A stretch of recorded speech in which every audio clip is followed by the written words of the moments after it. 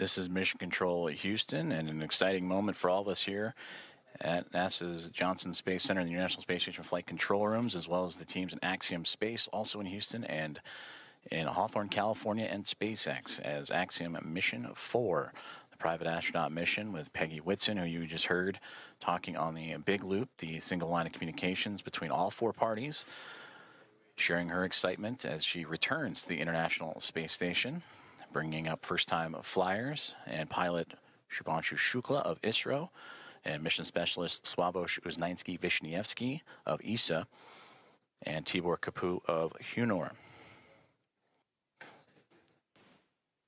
Contact between the two, between Dragon Grace and the International Space Station at 5:31 a.m. Central Time. And now that the hooks have connected, all 12 and umbilicals deployed, providing power and communications. Now the team inside the International Space Station, namely Nicole Ayers, is going to start beginning the hatch opening procedures. And now that we're docked, she will secure some hardware and then move right into those operations. And first we'll open the large hatch at the Node 2 Zenith, or the space-facing port side of the Harmony module. And that's what you see, similar to where that NASA logo is. That's the Harmony module that the pressurized mating adapter is jettisoning up into and connecting to the Dragon Grace spacecraft. And then from there, she'll traverse into that pressurized mating adapter and we'll begin pressurizing the vestibule, which is that small space between the hatches on Dragon and the space station. And we have talked about this has been exposed to vacuum prior to docking. And we'll need to fill that space with air to make sure that pressure is equal with the atmospheric pressures on Dragon and the International Space Station. Also putting away some hardware in the process, including the docking across. And Ayers will use a small valve on the station's hatch to slowly introduce that air into the vestibule. And flight controllers here in Houston will continue to monitor the pressure and temperature readings inside and verify that everything is A-OK and leak-free before we get ready to open up the hatches.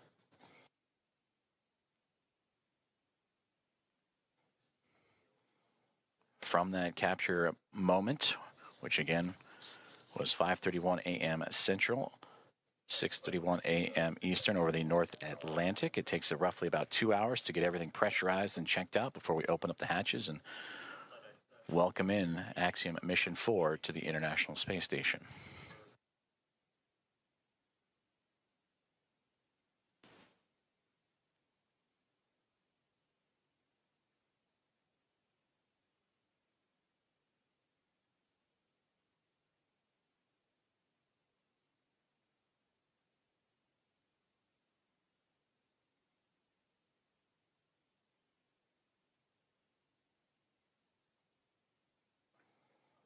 Commentator and producer on SpaceX Dragon on the big loop. Com check on the cabin mic. Peggy, I have you loud and clear on the cabin mic on the big loop.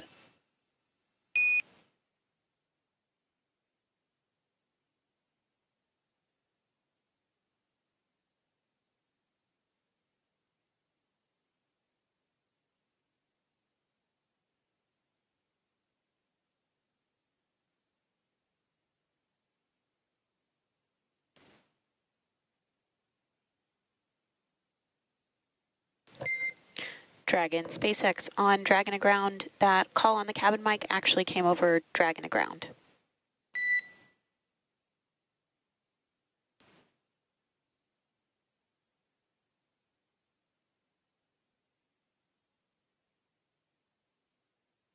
Thanks for the catch. We reconfigured.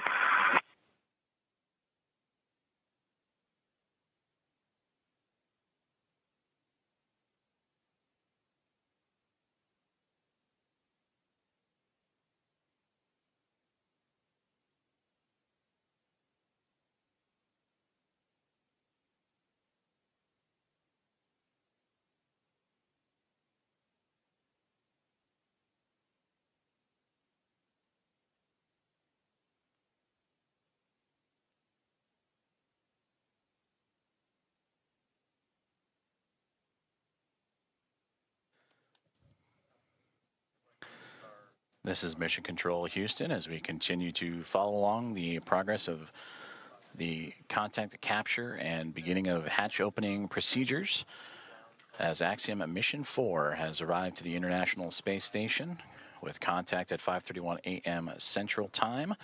The soft capture and ring have been retracted and stowed away. The 12 hooks around the nose, the bulkhead there of the Dragon SpaceX connected to the pressurized mating adapter have latched on to create the hard mate. The umbilicals have been extended to allow for Dragon to run on power and communication lines provided by the International Space Station.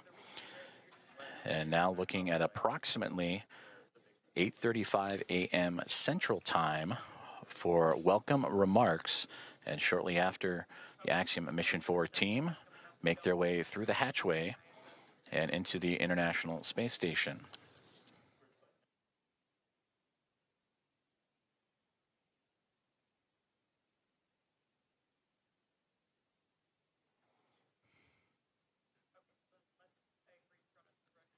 The docking procedures between the soft capture ring, the hooks, and umbilicals have been completed. Station on the big loop.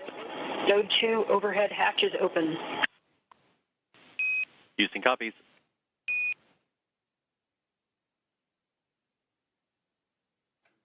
And a good call there down from NASA astronaut Nicole Ayers saying that she has opened up the hatch for the Node 2 Zenith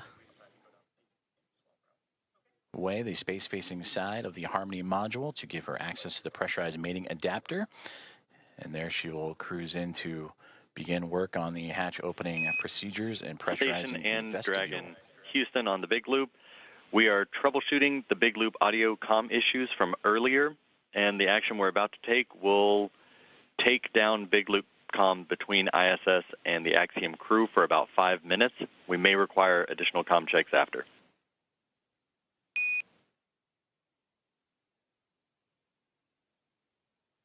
Station copies. Dragon copy.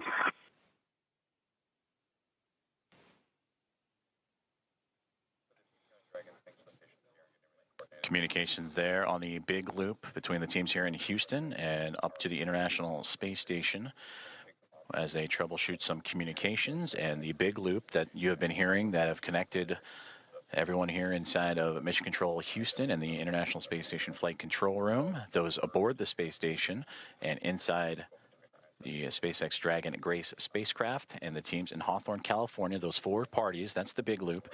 They will troubleshoot those communications for about 5 minutes and then recheck. But you heard just prior to that NASA astronauts Anne McLean and Nicole Ayers have begun the hatch opening procedures, in which the large hatch at the Node 2 Zenith, that's the space-facing side of the Harmony module, has been opened, and that will allow for them to begin the hatch opening procedures and pressurize the vestibule, which is what, in addition to the comms checks, we will monitor, as Ayers will use a small valve on the station's hatch to slowly introduce air into the vestibule. That's the gap between the Dragon spacecraft and the International Space Station that has been exposed to vacuum. And from there, they will match the pressure, the atmosphere inside both station and Dragon.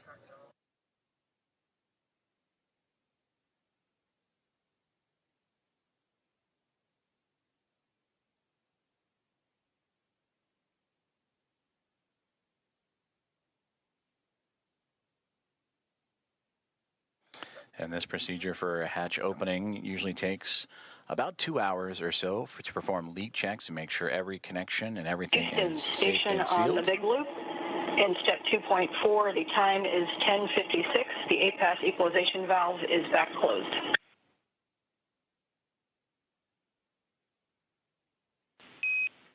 Houston copies. That's a good config. Expect at least 15 minutes before we continue. Station copies. And that communication between the International Space Station and the International Space Station Flight Control Room, and you heard the word APAS hatch. That is the hatch, again, that they will be operating and looking to open up from the space station side. But in doing so, they will need to pressurize, as we've been talking about, the vestibule, and then allow for the atmospheres to match between the Dragon Grace spacecraft and Axiom Mission 4 crew, the vestibule itself, and the International Space Station all equal throughout to allow for the parties to pass through for the hatch opening and eventual welcome remarks. The contact for Axiom Mission 4 to the International Space Station about a half an hour ago at 5:31 a.m. Central, 6:31 a.m. Eastern. And as they continue to configure the hatch opening procedures for NASA astronaut Anne McClain and Nicole Ayers, between the two of them, we'll continue to work those procedures, and we'll hear those communications throughout in anticipation of Axiom Mission 4 and Commander Peggy Whitson making her return to the International Space Station, her 5th flight, 2nd as a member of Axiom Space and the commander of Axiom Mission 4, and her previous 3 as a NASA astronaut servicing key missions to the International Space Station. And a big part of the coming up in November, 25 years of continuous operations and humans on board the orbiting laboratory. And there she will welcome also first-time flyers and pilot Shubhanshu Shukla of ISRO, Sławomir Uznański-Wiśniewski of ESA, and Tibor Kapu of Hunor for Shukla, Uznański-Wiśniewski, and Kapu representing India, Poland, and Hungary. This will be those nations' first time visiting the orbiting laboratory.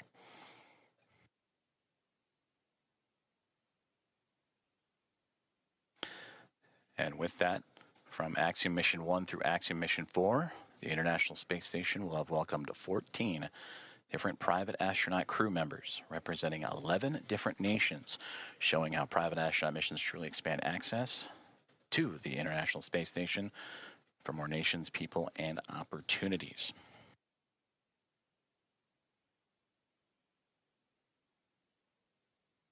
And on your screen, you see the clock counting upwards at the bottom, the T+, that is 1 day, 4 hours, 28 minutes, and now SpaceX Dragon.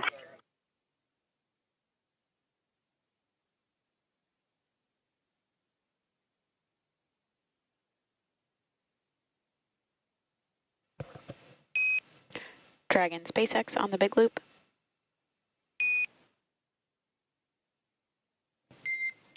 Dragon SpaceX ComCheck on Dragon to ground.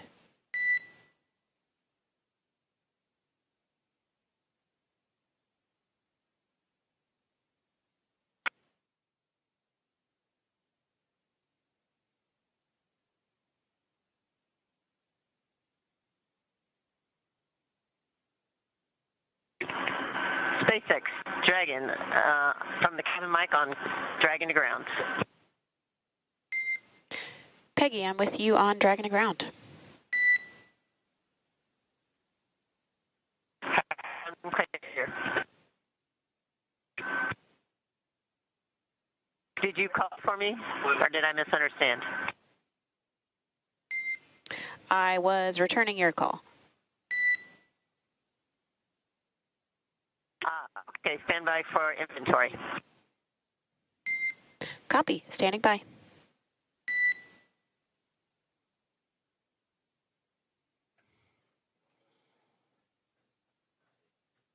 comm checks and communications there between the teams in Hawthorne, California and SpaceX and the SpaceX Dragon Grace spacecraft. As we heard earlier that they were troubleshooting some communications and looking to bring back on the big loop that connects the teams on the ground in SpaceX and NASA, as well as the teams in the International Space Station and the Dragon spacecraft itself.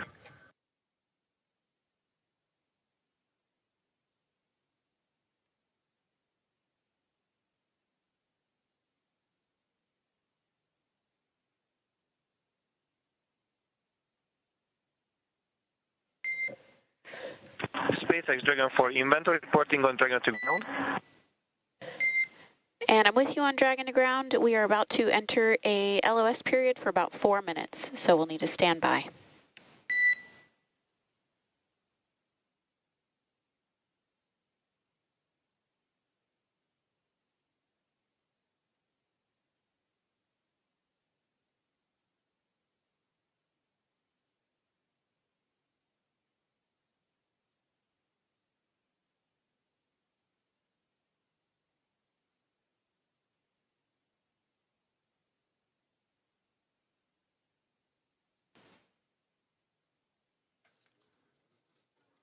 communications between SpaceX and the crew aboard the SpaceX Dragon Gray spacecraft, saying they are upcoming on a period of LOS, or loss of signal, that's anticipated as the International Space Station and the spacecraft orbiting around the Earth and transfer of satellite signals. Right now they are making their way over the southern Indian Ocean and about to head into a period of orbital nighttime, as we will get back views as soon as we have them. And again, the spacecraft carrying Axiom and Mission 4 and the 4 private astronauts contact with the International Space Station at 5:31 a.m. Central Time, and expected to continue with hatch opening procedures as they have already driven the hooks, connected the umbilicals for power and communications, and NASA astronauts Nicole Ayers and Ann McLean working on those hatch opening procedures as we speak. And that will allow the crew to make its way from Dragon into the International Space Station, going from a crew of 7 aboard the orbiting laboratory to a crew of 11. And that'll be followed by welcome remarks at approximately 8:35 a.m. Central Time, 9:35 a.m. Eastern Time. Certainly an exciting moment for all of us here in Mission Control, but we want to check back in with our team over in Hawthorne as Axiom Mission 4 has arrived to the International Space Station.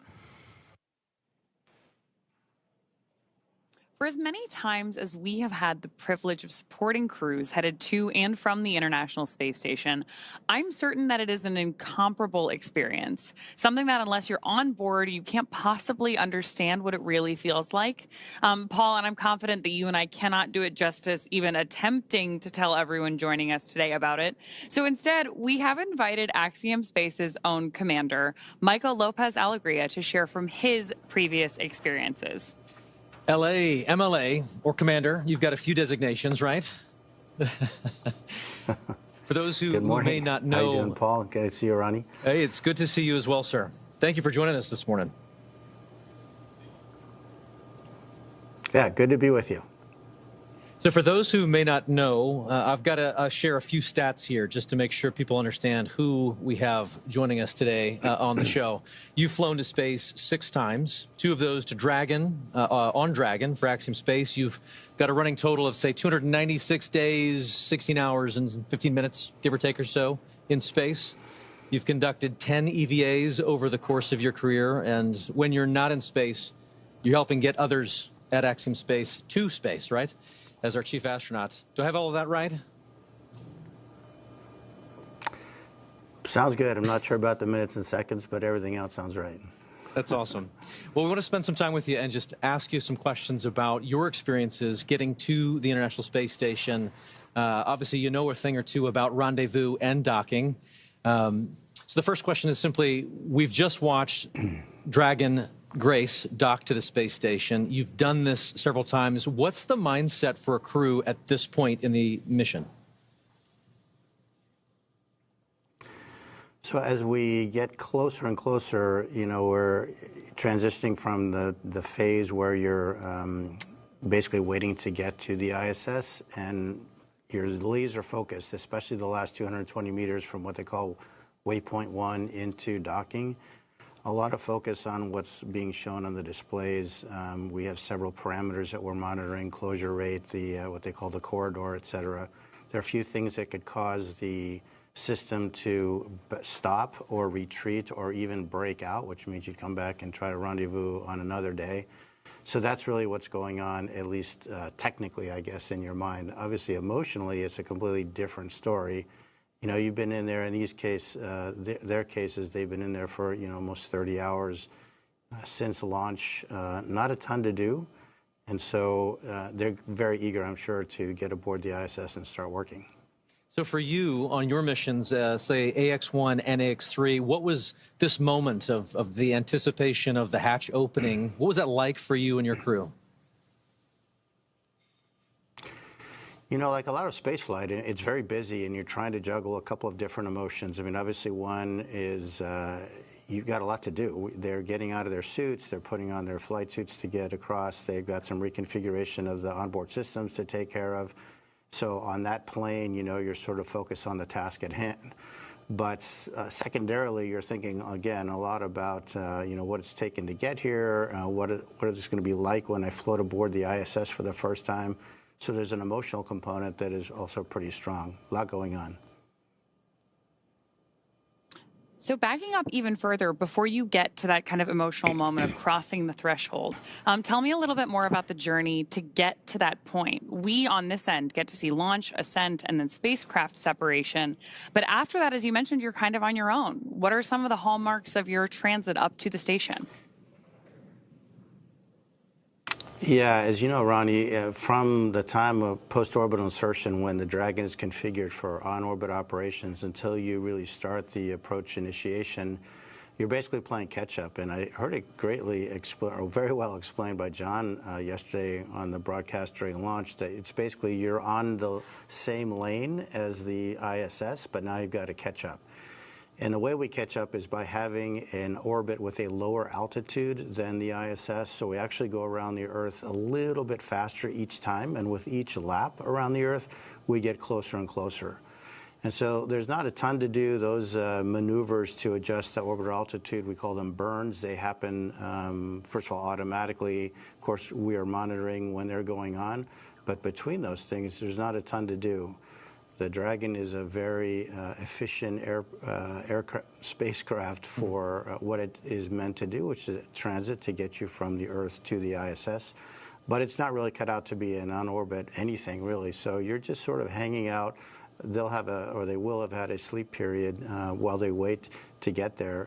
But there isn't a ton to do between those maneuvers, and so it's really kind of a hurry up and wait. Again, a lot like a lot of human spaceflight, very intense activities, followed by some pretty long lulls occasionally. And so then when do you get to go from that free-flying, like transit mode to the rendezvous and docking phase? Yeah, so after that series of maneuvers to change the altitude, we start approach initiation. And I would say that the transition is really when the spacecraft starts pointing at the ISS. Until then, the attitude is really optimized for power and communications considerations. But when it gets beyond a certain point, it starts actually looking at the ISS, and then you start being able to pick it up in the displays through the forward-looking cameras that are on board. L.A., you've described the moment of getting into microgravity as you've transitioned into another plane, another world, another moment. Can you share a little bit of that thought, that mindset, as you transition from, obviously, the acceleration of launch into microgravity and being in that other world? I'd love to hear your perspective on that transition. Yeah, you know, Paul, it's interesting. I mean, it really is kind of like a parallel universe in a way. We all live our lives in 1G pretty much our entire lives. But when you make that transition, it really is a very different sensation. For the first time you feel it, you can't even believe it. I mean, it's a little bit like the zero-G airplane that we are trained in, but of course, instead of lasting 20 seconds or so, it lasts effectively forever. And so that sensation, I mean, it just brings a smile to your face when you let go of something and it just stays hovering in front of you. And it just never gets old. It's really quite remarkable. I love it. And obviously our crew in Dragon right now is in that other plane, in that other world of microgravity, being constant. So we're walking forward. We're progressing towards this moment where the hatch will open and they are going to enter the space station. You've mentioned this already a little bit, but I'd love to just kind of unpack that some more. What is it like to just kind of float through that hatch and realize you're no longer in Dragon, you're now in the station? Yeah, think about the experience that these guys have had. I mean, they've been training in the mock-ups that look just like the ISS, but you're obviously walking around in there. You're not floating. So now they've experienced microgravity, but in the fairly confined spaces of the spacecraft.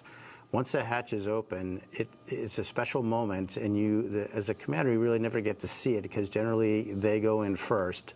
But you can just feel their wonder as they float across the hatch, and they are actually in that environment that on the one hand looks so familiar, but in a different way feels very different because now you're floating and not walking through it. It's a similar experience, and I remember on AX-1, when the three first-time flyers saw the Earth from the first time from the Dragon spacecraft after we got into orbit. And again, I didn't see their faces because they were glued to the windows, but I could just feel, hear, and sense how excited they are, and it's a magical feeling. And I'm looking forward to, to trying to perceive what that must be like for these three as they float aboard the ISS. One of the things we're really looking forward to with this crew is the welcome ceremony that's going to be today at 8:35 a.m. Central. Tell us a little bit about the history or the tradition associated with welcoming a new crew on board. Yeah, that goes back, obviously, 25 years or so when we first started having handovers aboard the ISS. But recently what we've done is added a pinning ceremony to that, and that is where Peggy, as a commander, will provide astronaut pins to the three new flyers, Shuk, Slav, and Tibor. And those pins will have a number associated with them, which is the number of orbital astronaut they are. So they will be the 634th, 35th, and 36th humans to have orbited the Earth in the history of humanity. So when you think about it, it's a pretty small number considering humans have been around quite a while. But it's pretty nice, and of course, to be greeted by the onboard crew, all 7 of them, lots of hugs, lots of different languages being spoken, and a lot of smiles. And so then after you have this great welcome moment, sharing all of that across different cultures, different teams, how quickly do you transition then to working together on station? Pretty quickly. You really have to hit the ground running. There are a few safety things that we go through with the ISS commander where they'll tell us some things that, of course, they have learned in the mock-ups again, but now this is for real. These are where things are located. This is what we expect you to do if this or that goes wrong. And then really it's off to work. We start transferring a lot of cargo out of the ISS. Most of that will be to support various scientific experiments that we're bringing on board. And then our lives get ruled by what we call the Optimus Viewer, which is basically a moving map of your schedule from the time you wake up to the time you go to bed. And it's pretty hectic. You've got, in this case, 14 days to get a lot of stuff done. Every detail is pre-programmed by the teams on the ground working with NASA. And we really have an effort to try to maintain that pace. Obviously, it takes a bit of time to get accustomed to floating around. Even though they've been in zero-G for over a day, they haven't been in zero-G in such a big open space. And so moving around, you've heard the term or the phrase slow is smooth and smooth is fast. They definitely will be practicing that. So there's a little bit of time for adaptation. There's quite a bit of time with the safety briefings that I mentioned. But after that, it's looking at Optimus Viewer and really getting started. LA, you've just mentioned that schedule is full and you jump right on into it, trying to stay ahead of that red line in that Optimus map you mentioned. But I'm curious, just looking back at AX3, your previous mission, what were some of the highlights for you personally on board the space station?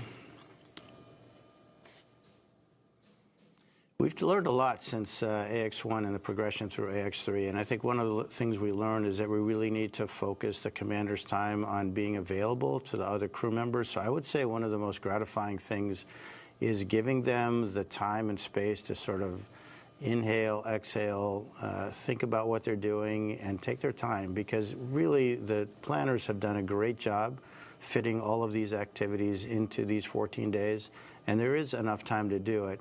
It doesn't do anybody good to get flustered and upset. You just go one step at a time, and then letting them have a little bit of time to look out that window, because that is a view that is spectacular and unforgettable.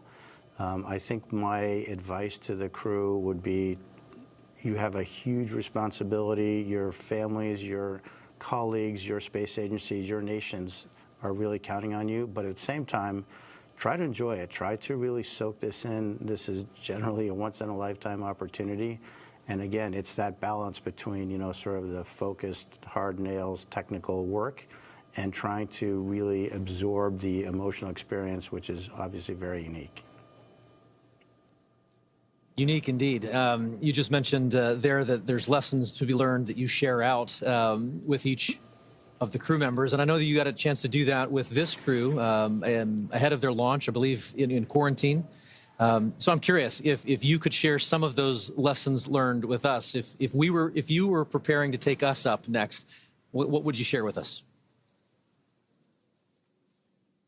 Well, the good news is that, Peggy has done this a time or two herself, and her crew will probably be as ready as anyone that you can imagine. So my time with this crew was pretty short and pretty informal because of A, her experience, and B, the training that, as I mentioned, has evolved since AX1 to the point that I think we have it pretty well suitcased in terms of what to train, what not to train, and how much of each. Again, my advice to them is try to absorb it, try to be as cognizant of what's going on, because it is that parallel universe, again, that's hard to get to. And the more of that you can sort of soak away in the recesses of your mind, the better, because I'm quite convinced that this crew in particular is extraordinarily well trained, and they'll have no issue getting through their timeline and all their activities that they have to do. I just want them to think about the stuff that they can do and take advantage of the amazing experience that they're having. Commander, thank you so much. We truly could spend the next hour talking space with you. Thank you for sharing your time and your perspectives with us this morning. You bet. It's been a pleasure. All the best. Thank you. You too. With that, we're very excited to hand the ball back over to NASA Johnson Space Center, where we're going to get a further update on the progress on board station and our AX4 crew. Joseph? Thank you very much, Ronnie and Paul. We appreciate it, and great interview there with Michael Lopez Alegria.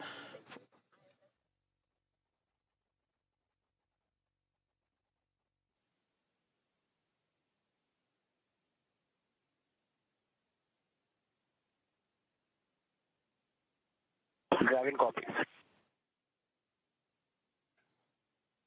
And a great update right there to bring us right back into what's been happening and all the key milestones of the hatch opening process and the docking process for Axiom and Mission 4.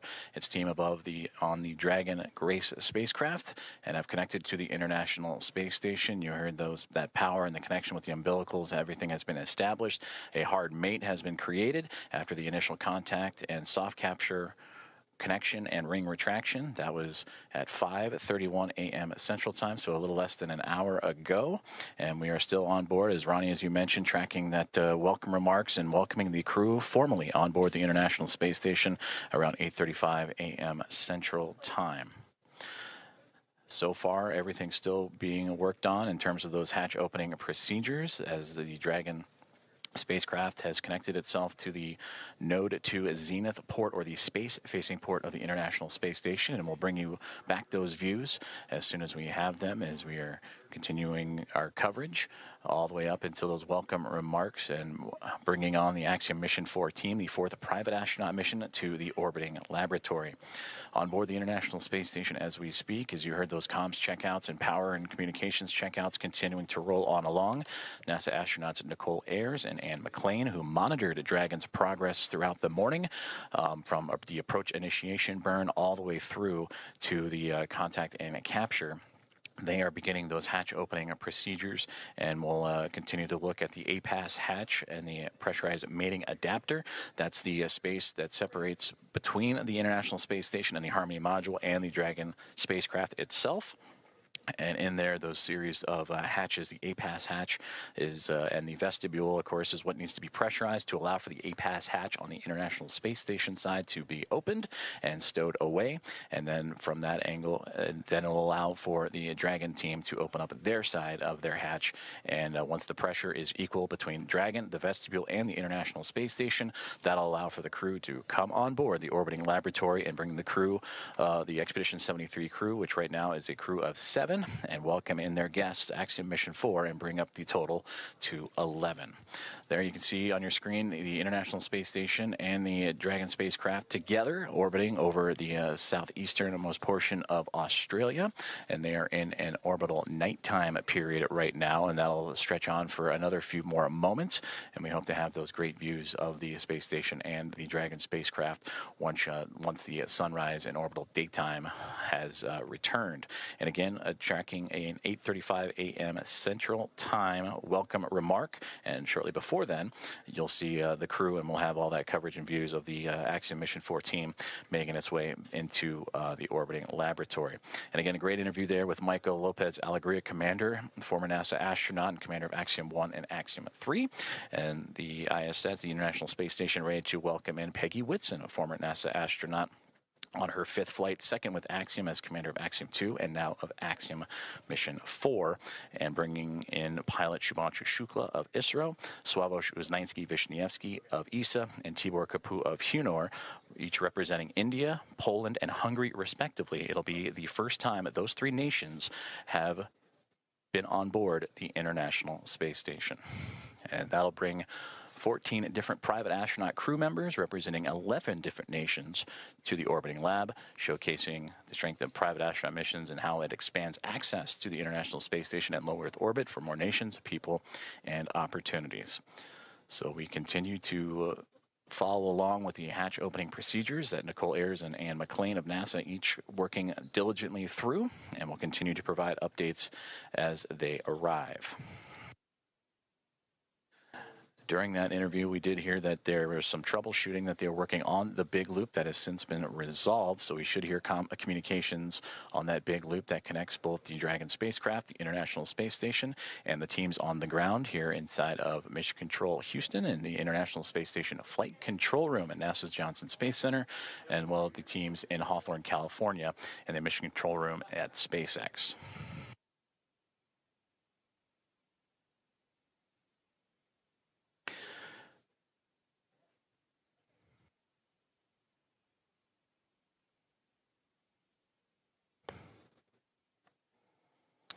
Currently on board the International Space Station. Station Houston on the big loop for PMA.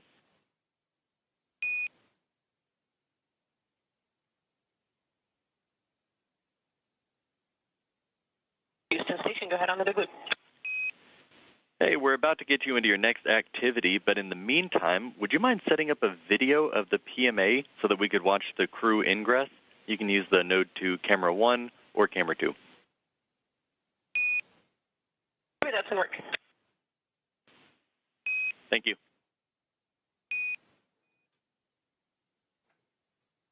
Communications from the ground here in Mission Control Houston up to the International Space Station, that PMA, pressurized mating adapter, and that is where NASA astronaut Nicole Ayers is currently operating in the hatch opening procedures, and they're asking to set up a camera so we can get live views in and witness the Axiom Mission 4 crew as they ingress or enter the International Space Station. So we'll keep an eye out for those views coming from that pressurized mating adapter just inside the Zenith, Node 2 Zenith port of the International Space Station, that space-facing port. Before those communications, I'm going to say aboard the International Space Station as we speak, the 7 members of the Expedition 73 crew, featuring Anne McLean and Nicole Ayers, who are prime characters in today's docking operations, joined by Takuya Onishi of JAXA and Kirill Peskov, alongside NASA astronaut Johnny Kim, Sergei Ryzhikov, and Alexei Zubritsky.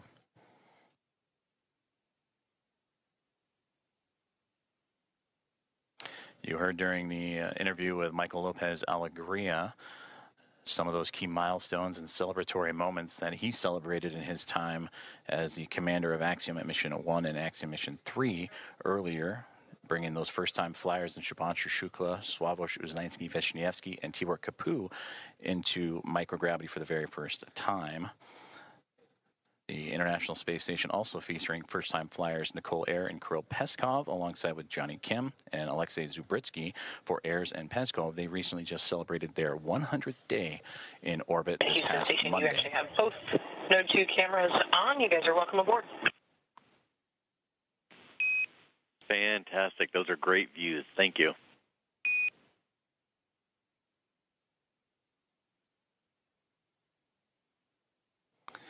And there you see the live view that the team on board the International Space Station has just set up for us to see as we are inside the pressurized mating adapter looking into what will be the APAS hatch that will eventually be pressurized and the vestibule pressurized, pardon me, to welcome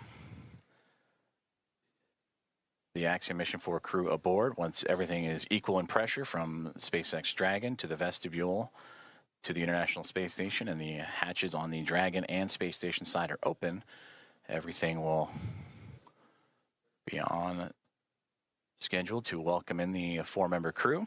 And the, again, welcome remarks tracking for approximately 8:35 a.m. Central Time, 9:35 a.m. Eastern. And you heard Michael Lopez Alegria talking about the pinning ceremony that will take place during those welcome remarks. I'm looking forward to seeing those as the team aboard the International Space Station continuing to work through their hatch opening procedures.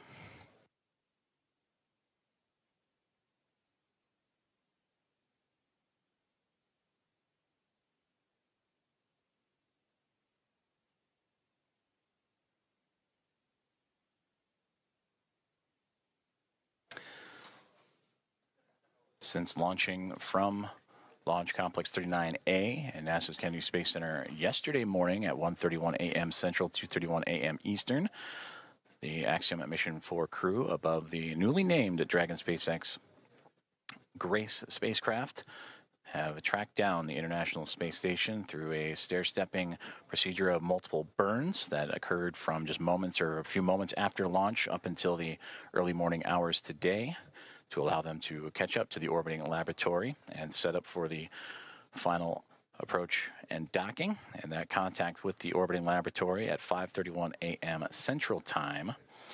And from that point on, it takes about 2 hours or so to allow for the hatch opening and hard mating procedures to be complete, umbilicals to be run, power and communications to be connected. And once everything is set, that's where you'll begin to see the hatch opening procedures and lead up to those welcoming remarks.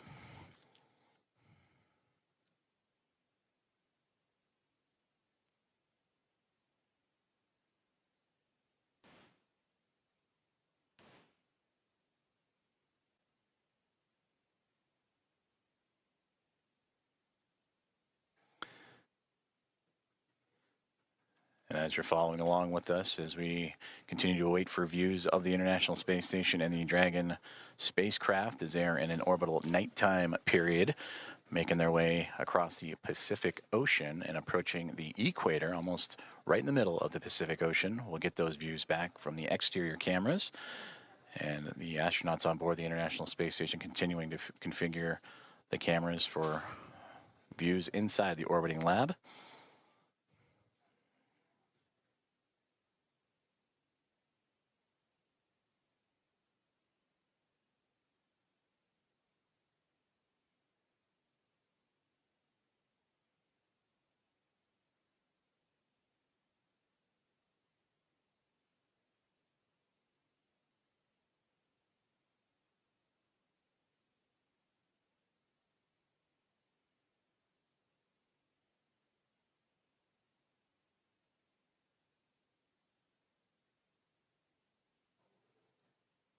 If you are just joining us, you are watching live coverage of the docking of Axiom Mission 4 to the International Space Station, the 4th private astronaut mission to the orbiting lab and the first since January of 2024. Docking has occurred, and that was exactly an hour ago, 5:31 a.m. Central, 6:31 a.m. Eastern.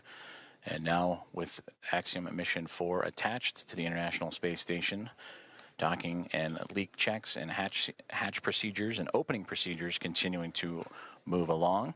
The crew aboard the SpaceX Dragon Grace spacecraft going through their procedures, as well as the 7 members of the Expedition 73 crew who are in the middle of their workday, and namely NASA astronaut Nicole Ayers and Ann McLean, who oversaw today's approach monitoring from the cupola of the International Space Station, that window to the world that you see so many wonderful views from.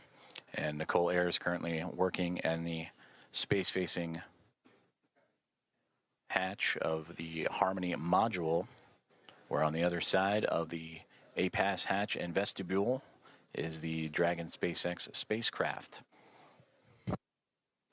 Airs will use a small valve on that station's hatch to slowly introduce air into the vestibule. That's the space between the Dragon spacecraft and the International Space Station. That area has been exposed to vacuum of space, so that needs to be brought up to 1 atmosphere, or about 14 psi, what we know here on Earth as the pressure at sea level.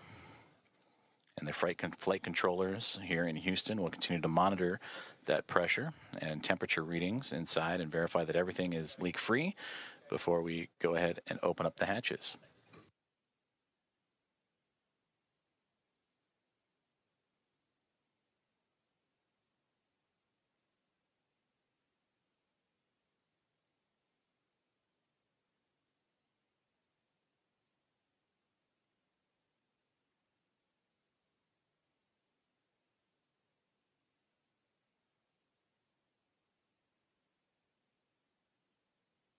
Just received communications from the team here inside the International Space Station Flight Control Room that the vestibule leak check has been successful and it is good. So they will continue to move forward with the hatch opening procedures. And again, you heard in the interview with Michael Lopez Alegria, slow is smooth, smooth is fast, as these teams making sure everything is sealed up and safe as they continue through hatch opening procedures.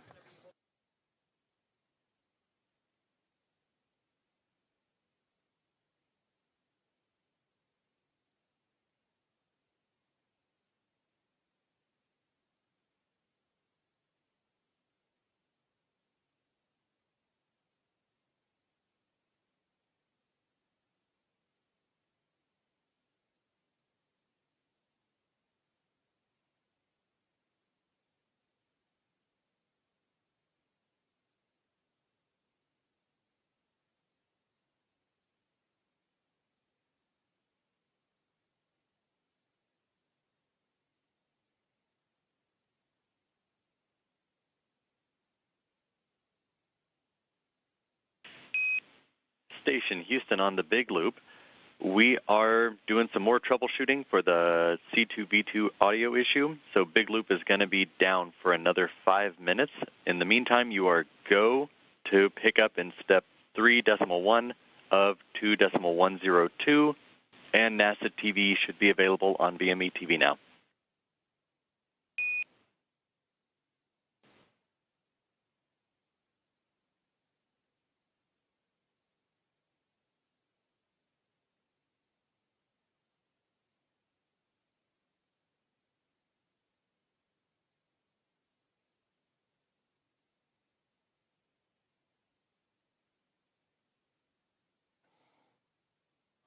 There you heard communications radioed up to the crew aboard the International Space Station on the big loop that they are continuing with the troubleshooting of that communications as we are looking live up towards that node to zenith hatch in the Harmony module, and you see several members of the Expedition 73 crew in and out of the field of view. That is Nicole Ayers going into the pressurized mating adapter and continuing hatch opening procedures, and she is wearing the long-sleeved navy polo. And the red polo that just flew by, that is Expedition 73 Commander Takuya Onishi. We've also seen glimpses of Anne McLean in the field of view, as well as certainly everybody aboard the International Space Station anxious and excited to welcome Axiom Mission 4 with Commander Peggy Whitson, pilot Shubhanshu Shukla, mission specialist Sławomir Uznański-Wiśniewski, and the mission specialist Tibor Kapu aboard the orbiting laboratory.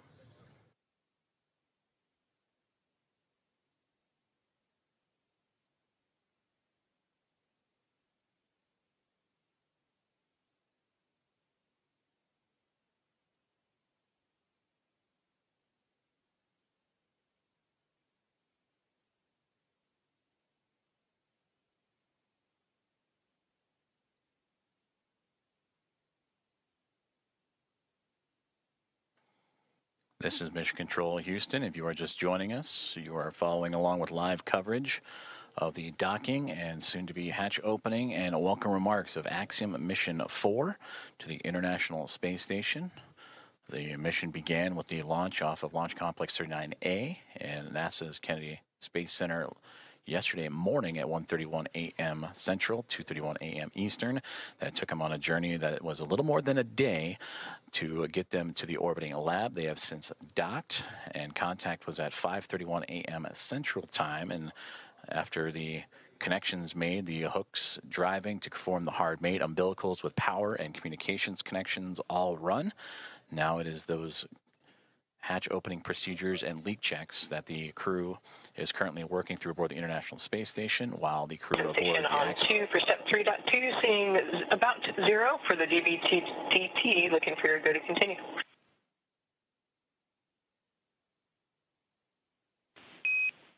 We see the same. You're good to proceed.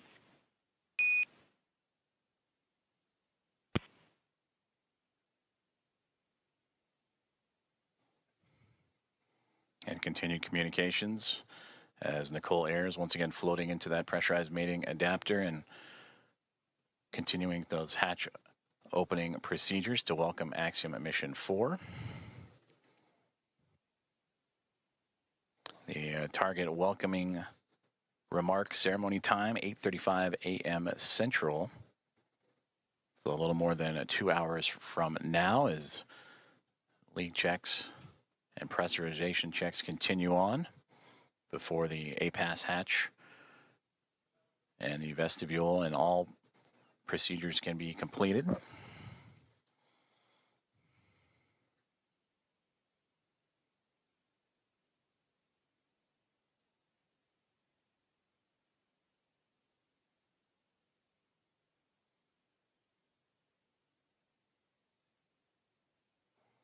And a great view of some of those procedures as Nicole Ayers, again, you can see her with that right hand turning the crank and working on that hatch to continue those procedures.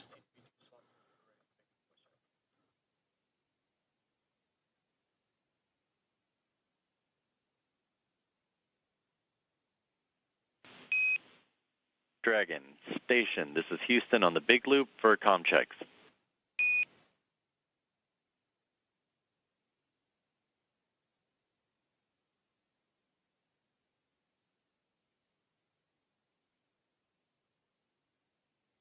Dragon has you loud and clear.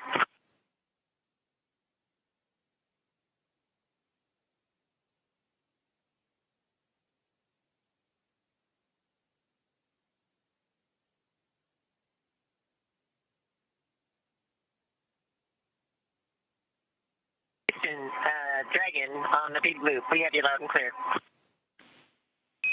And Dragon, we read you the same.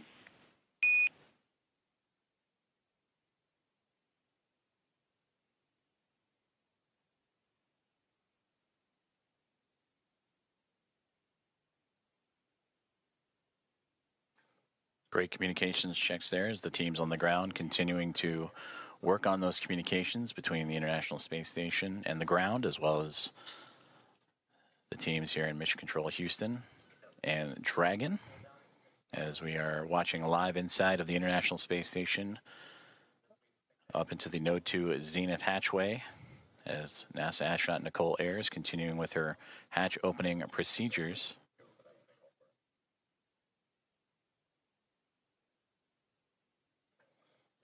Docking of Axiom Mission 4 to the orbiting laboratory occurred about an hour and 10 minutes ago at 5:31 a.m. Central, and since then the crews for both station and inside Dragon have been going through those procedures and making sure everything is as it needs to be, including the proper leak checks and stowage from both perspectives, before continuing on with hatch opening procedures and welcoming remarks. We'll continue to provide updates, and you'll hear calls on the big loop of all four parties, NASA's Mission Control and the International Space Station Flight Control Room, SpaceX in Hawthorne, California, and the teams and the Expedition 73 crew aboard the International Space Station and Axiom Mission 4 aboard the Dragon and Grace Dragon, Houston spacecraft. On the big loop. Stand by for hardline audio config.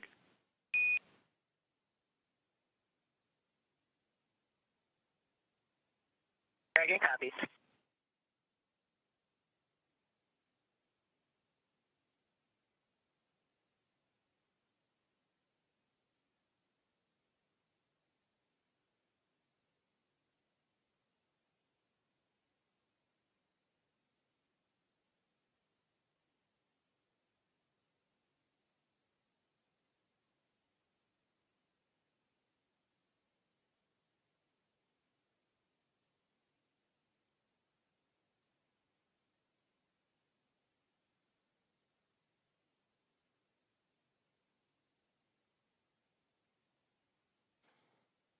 also a part of these procedures, and once hatch opening continues to move along, the crews will install IMV ducting to help mix the air of the space station environment with the air inside of Dragon and seal up some of those lithium hydroxide cartridges that scrub the carbon dioxide inside of the Dragon spacecraft.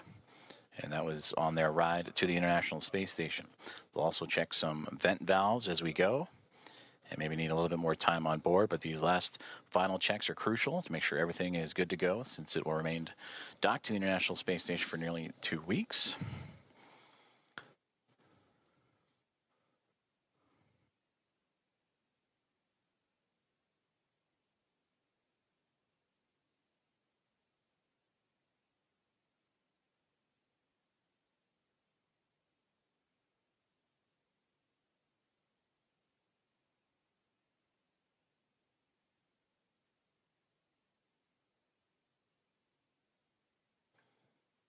With the arrival of Axiom Mission 4 and the Dragon Grace spacecraft, newly named and given by Peggy Whitson, commander of Axiom Mission 4, shortly after launch yesterday morning, that now brings 5 spacecraft to the International Space Station, 2 Dragon spacecraft, a Soyuz MS-27 spacecraft, and 2 Progress vehicles, cargo vehicles, attached to the orbiting outpost.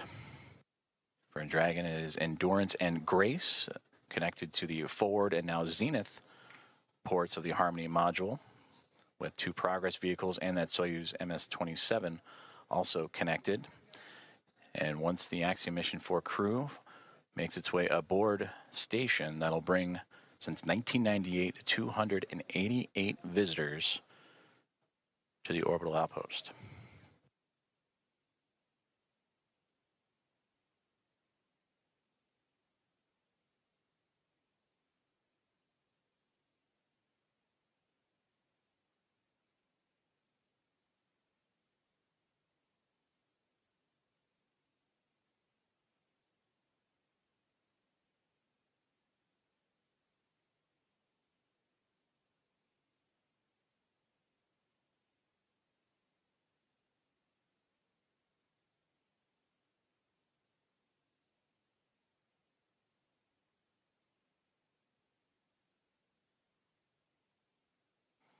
Nicole Ayers, NASA astronaut, has returned to inside the pressurized mating adapter and working on the APAS hatch and hatch opening procedures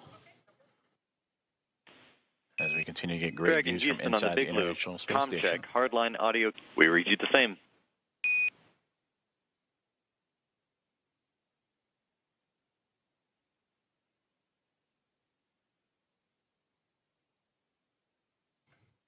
And that was a good communications checkout from the teams on the ground up to Dragon Grace on the C2V2 line, common communications for visiting vehicles, and that communications line connecting all parties.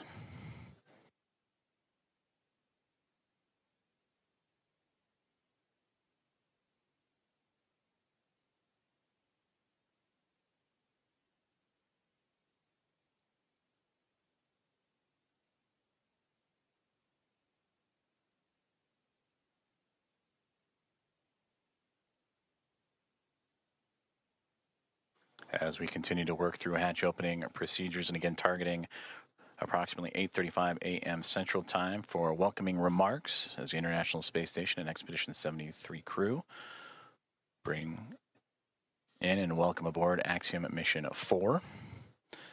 Both the orbiting laboratory and the newly docked SpaceX Dragon spacecraft over the northern Pacific Ocean, about to cross into the west coast of North America, right along the U.S.-Canadian border.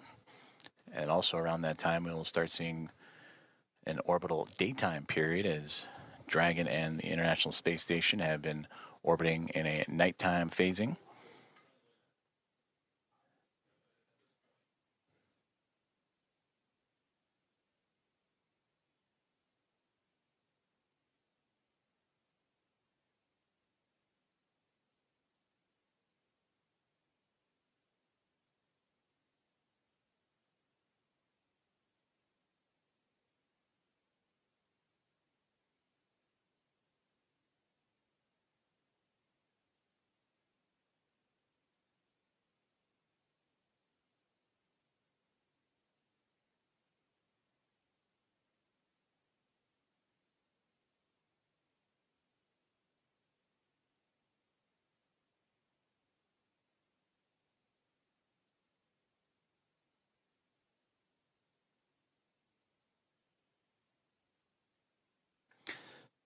Currently experiencing a satellite handover period, and we'll continue to bring you the live views from the International Space Station, both inside or exterior.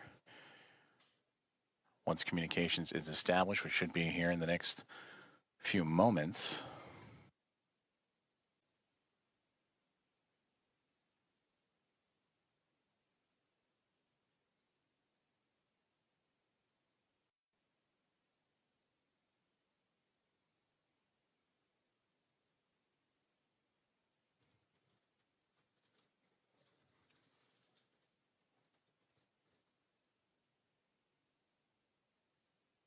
As we wait for those communications to return, to recap, Axiom Mission 4 has connected with the International Space Station after launching from NASA's Kennedy Space Center yesterday morning at 1:31 a.m.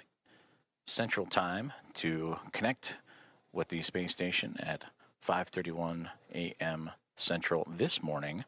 So a little more than a day's transit, and where it would execute a sequence of burns to raise its altitude and close the distance between Dragon Grace and the International Space Station through a phase burn, boost burn, close burn, transfer burn, and then eventually the co-elliptic burn, to make sure that the spacecraft is on the same pathway as the International Space Station and able to make its way up and over top of it to connect to the space-facing port of the Harmony module, the Node 2 Zenith port. As we now get views back inside of the International Space Station, that is a view from the other side. We mentioned the space-facing port. That is looking up into where the hatchways will be to allow for the Axiom Mission 4 crew to pass through and be brought aboard the International Space Station. For Peggy Whitson, commander of Axiom Mission 4, her second flight as an Axiom commander after previously serving as commander of Axiom Mission 2. This is her 5th flight and return to the International Space Station, where she continues to build on an impressive career, the most experienced United States astronaut.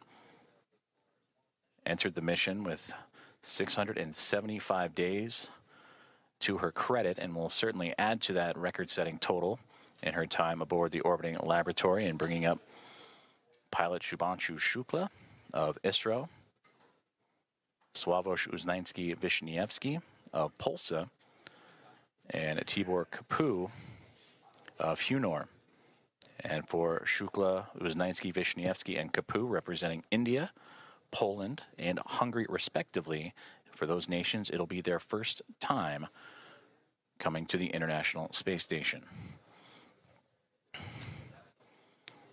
Nicole Ayers, and the last one into the hatch, I believe that was Anne McLean, making her way in as they continue to work through hatch opening procedures.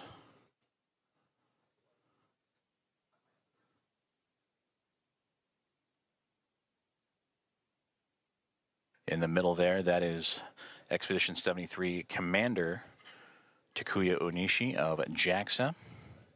And then you just momentarily saw NASA astronaut Johnny Kim float in and out of view as the crew working together to continue these procedures, moving around some equipment, and to allow for the access to the APAS hatch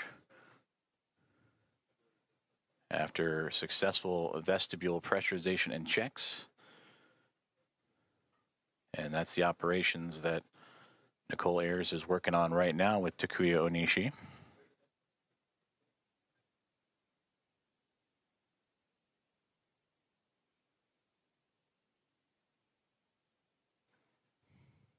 And Johnny Kim with camera in hand to document these procedures.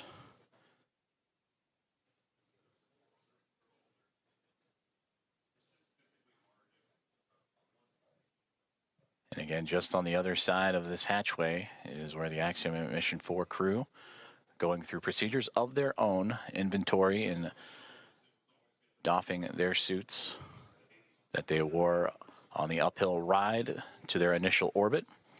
And after an off-duty period would put back on for those dynamic phases of flight, starting with the approach initiation burn that occurred earlier this morning.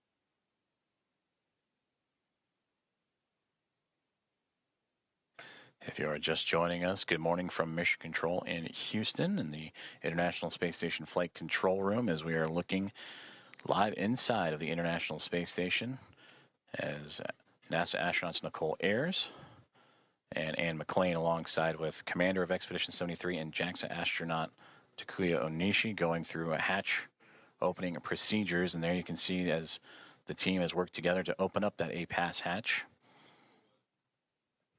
and continue on with those procedures to welcome aboard eventually the Axiom Mission 4 crew with the welcome remarks currently still targeting. The big loop, the A-pass hatch is open and no condensation observed on the fields. Houston copies. Looks great. Thank you. And a perfect call down right there, as that is the A-pass hatch that we were just mentioning that Nicole Ayers and team have opened up and radioing down the status and condition of that hatch with no condensation reported.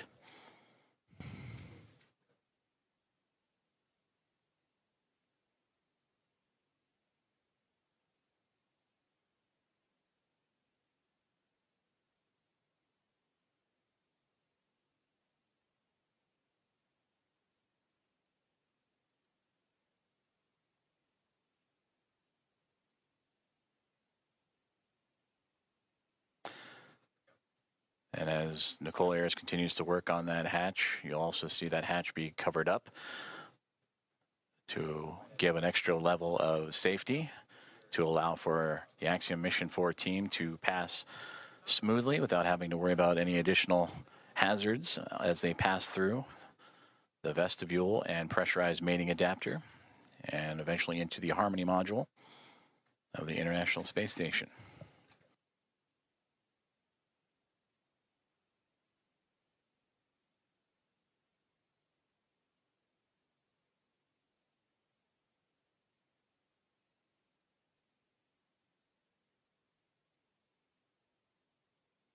Another step in this hatch opening procedure is the removal of the docking cross, which it looks like that is what Nicole Ayers is working on as we speak.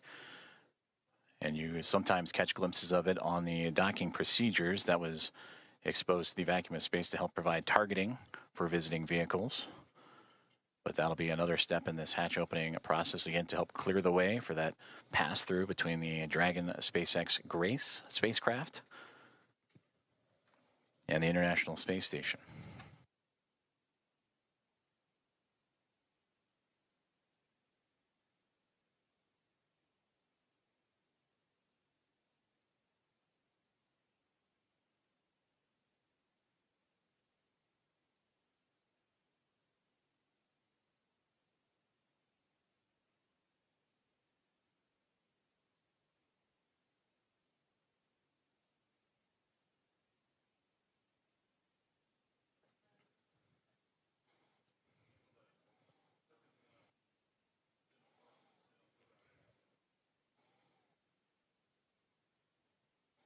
Hatch opening procedures continuing to move along for the teams aboard the International Space Station and Axiom Mission 4 as we draw closer and closer to the anticipated hatch opening and eventual welcome remarks. And we thank you for tuning in and joining us this morning as we are live from the International Space Station Flight Control Room in Houston, Texas, monitoring Nicole Ayers as she continues to work through those step-by-step procedures. As the hatchway, there you see the large square structure just off to the right-hand side of our field of view with that window in the middle was Station opened up. Houston on the big loop. Just want to clarify, we want the standoff cross stowed in the standoff cross cover bag.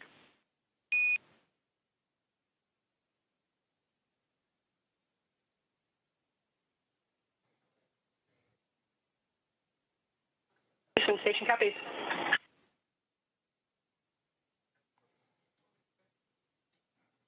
And that's the teams here on the ground assisting the astronauts on board the station with those hatch opening procedures. As again, that zenith hatchway we were just mentioning before the comms opened to the right that allowed Nicole Ayers and team to pass through. And that docking cross that was just removed will be inserted into its own bag, and there is NASA astronaut Anne McClain to join Ayres in the hatchway and continue on with those procedures as they now look to cover up the APAS hatch, which was just opened a few moments ago, to provide an extra layer of safety and protection for astronauts passing through.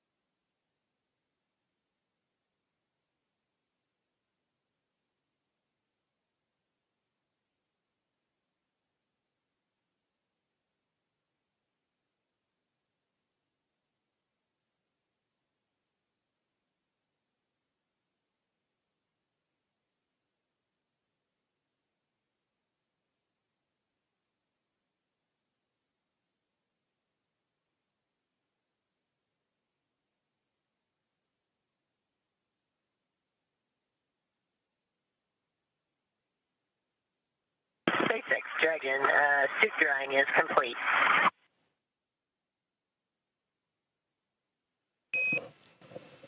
And Dragon, we copy on the big loop, suit drying complete.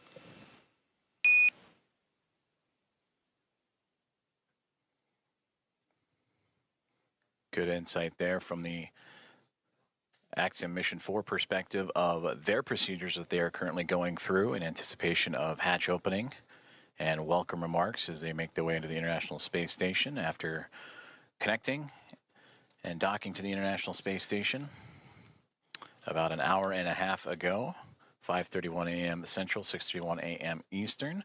They went through their procedures, inventory, and stowage, and doffing of their suits that they wore from launch yesterday morning from Cape Canaveral, Florida, at NASA's Kennedy Space Center, and then during the dynamic portions of operations, and are now settling into their flight suits that they will bring in and wear as they cruise into the International Space Station. And that's the view we see from the orbiting laboratory, is NASA astronaut Anne McClain and Nicole Ayres working through their procedures for hatch opening. The APAS hatch is open after successful vestibule pressurization and checks.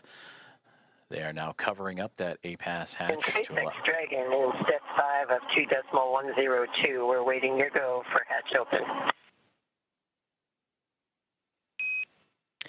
Dragon, SpaceX copies on the big loop. You are standing by for hatch opening. We are waiting for hardline connections to be complete. I'll call back with a go. Okay, thanks. Sorry to rush you.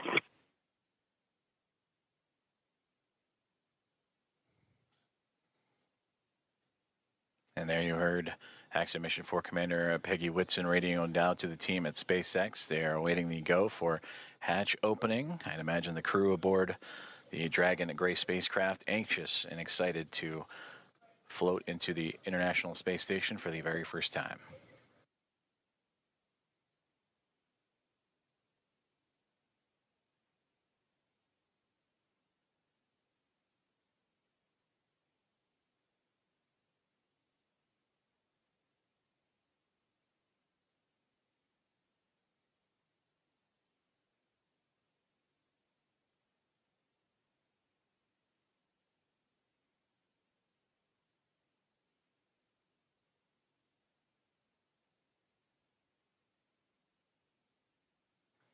And you just saw that orange ductwork or hose-like piece of equipment that Anne McClain and Nicole Ayres were just operating with. That's a part of helping mix the air between the International Space Station and the Dragon spacecraft.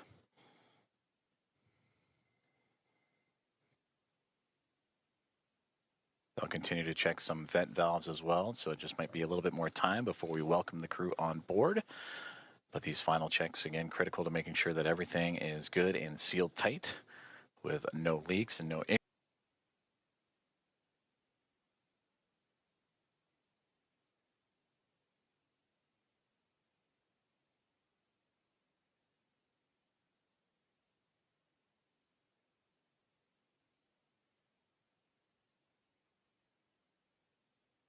Houston, SpaceX, station is ready for Dragon hatch equalization.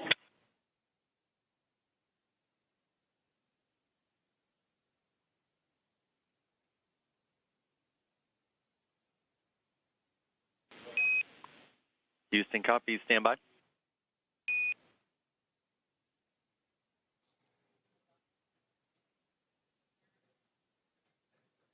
Another step in those hatch opening procedures is Nicole Ayers just radioed down for the SpaceX Dragon hatch pressurization and equalization. As you see the pop of flash bulbs aboard the International Space Station being documented, and plenty of smiles from the Expedition 73 crew as we draw closer and closer to hatch opening and welcoming Axiom Mission 4 aboard the orbital outpost.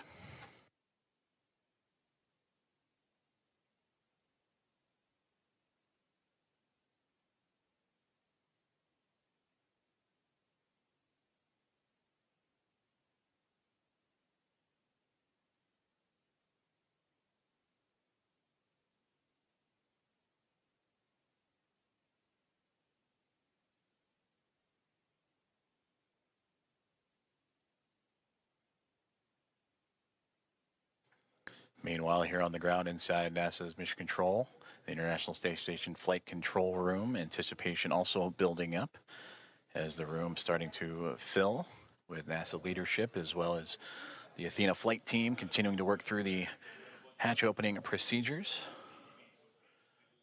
Flight Director Allison Bollinger closely monitoring every step of the way as Nicole Ayers continuing to work through each checkpoint on her list. That's what you saw on the little tablet that she was referring to, making sure every step is covered as she has now floated back into the pressurized mating adapter across the APAS hatch. Station Houston on the big loop. We're still working some ground config actions before we're ready for equalization. In the meantime, can we get confirmation that the standoff cross went into the standoff cross bag? We were unable to tell from the video. It was in there when you guys called. Thanks. Copy, thanks.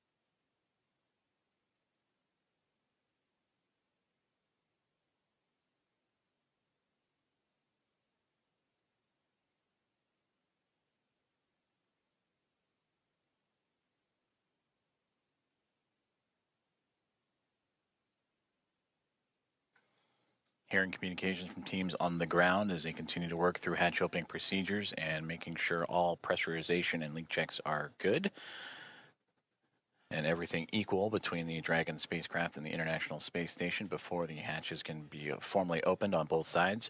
You can see into this hatchway the space-facing port, or into the space-facing side of the Harmony module aboard the International Space Station and the International Docking Adapter that welcomed the connection of Axiom Mission 4 at 5:31 a.m. Central Time earlier this morning.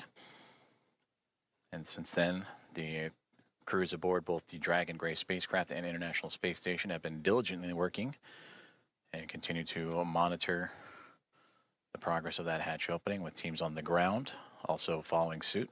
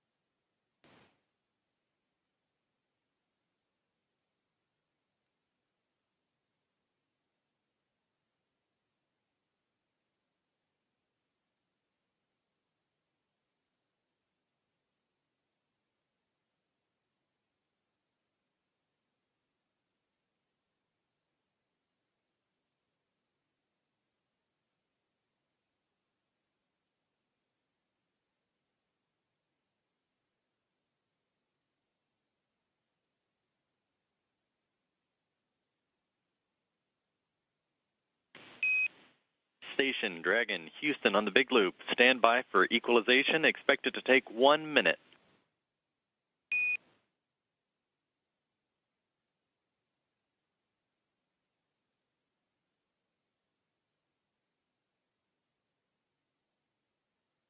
Station copies 1 minute. Dragon copies 1 minute.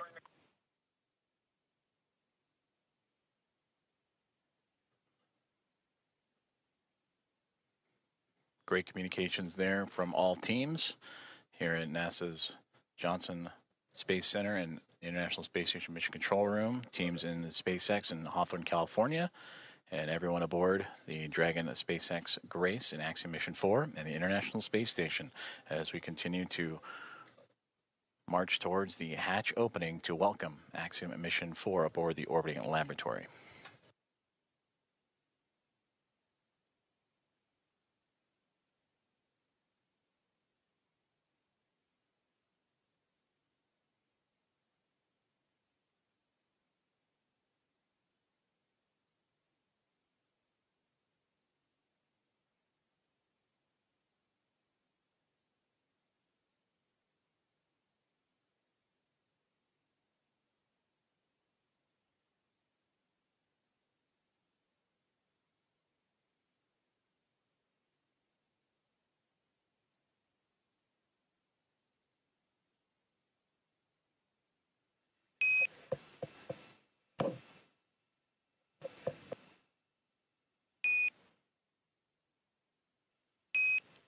Dragon SpaceX on the big loop, you are go for hatch opening per the decal, followed by the remaining actions in procedure 4.400, section 6. Dragon copies. Go for hatch open and remainder of steps in 4.400.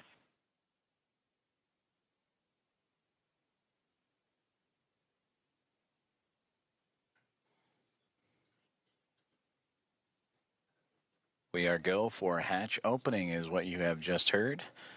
And if you are just now joining us, you are tuned into live coverage of the arrival of Axiom Mission 4, the International Space Station.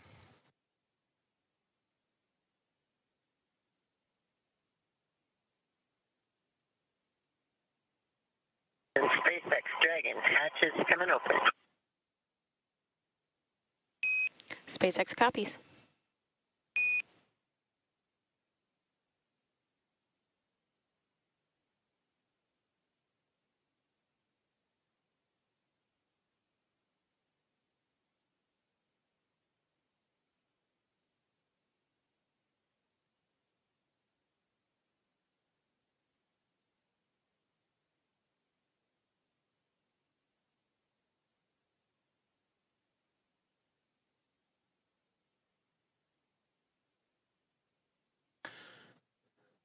Expedition 73 crew anxiously awaiting as we just received the go for hatch opening to welcome Axiom Mission 4 into the International Space Station.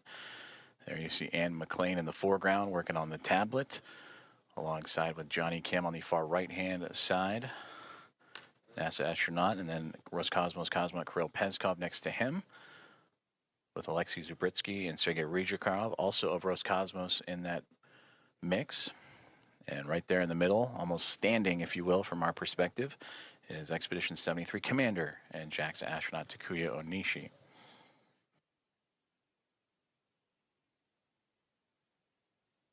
From this view, they are looking up. SpaceX Dragon, hatch is open at 12:14, and we're requesting the go for the LIO change.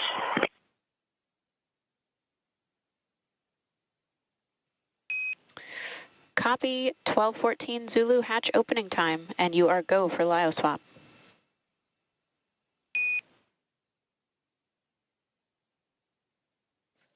And there you heard that the hatch is open and confirmed at 7:14 a.m. Central Time, as the hatches are open between SpaceX Dragon Grace spacecraft and the International Space Station. Again, 7:14 a.m. Central, 8:14 a.m. Eastern.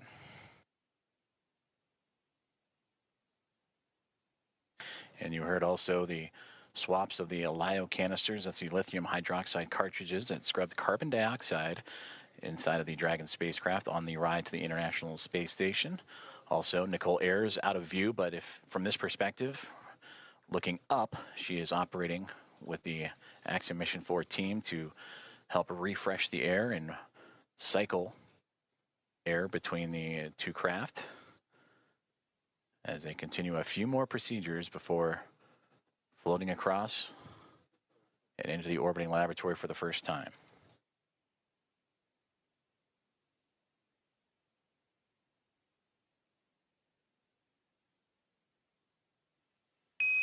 Dragon SpaceX on the big loop for LIO cartridge.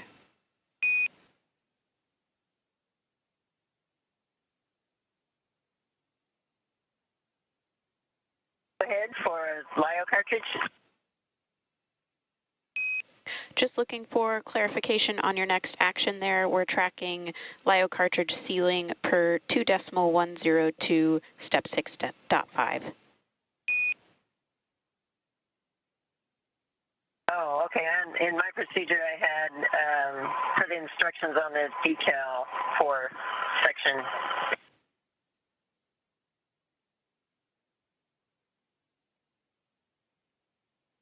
For section 4 of the instructions on the decal. And copy that, Peggy. We'll defer to the instructions in 2.102. Okay, that's where we are.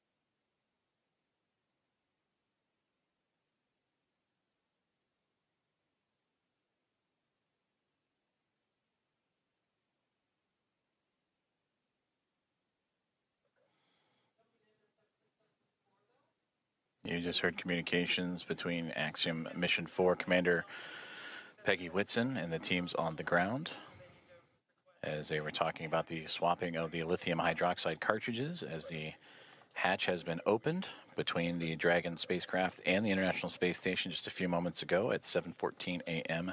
Central Time. And this is a view inside the International Space Station, looking forward, if you will, as the astronauts and cosmonauts aboard are looking up. That is towards the space-facing port of the Harmony module. That's where they are in now. If you were to keep going forward, if you will, that is the forward port, which currently is occupied by Dragon Endurance from Crew 10. And a great microgravity demonstration of the camera that Alexei Zubritsky is using to help document and be a part of the welcoming committee for Axiom Mission 4 here in the next few moments.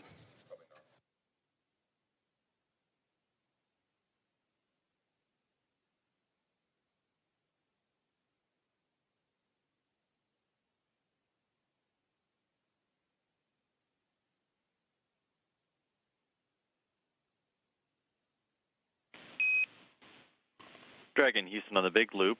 Just to confirm, we want to make sure IMV duct installation is complete before we do LIO cartridge sealing. Yes, the IMV duct installation is complete. My bad, I didn't get it reported. Houston copies.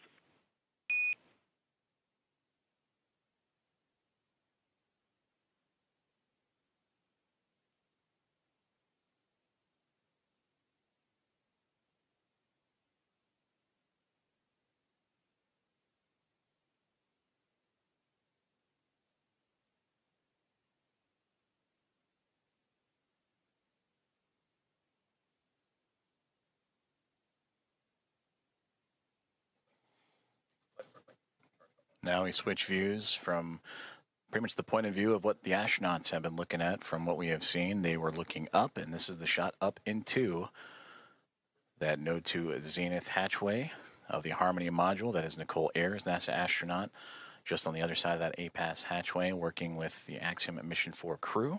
You heard them talking about IMV ducting and LIO cartridges. That IMV ducting helps mix the air of the International Space Station environment with the air inside of Dragon. And then also looking to seal up some of those lithium hydroxide cartridges that are used to scrub carbon dioxide from the air in the spacecraft on their journey to the International Space Station. And that journey started yesterday morning, 1:31 a.m. Central Time, 2:31 a.m. Eastern, as they would launch on the SpaceX Dragon, newly named Grace spacecraft, on a Falcon 9 rocket from Launch Pad 39A at NASA's Kennedy Space Center, and would chase down the International Space Station earlier this morning at 5:31, nearly 2 hours ago, 5:31 a.m. Central, 6:31 a.m. Eastern, a little bit more of a day's transit. Houston and SpaceX Dragon arrival configuration is complete.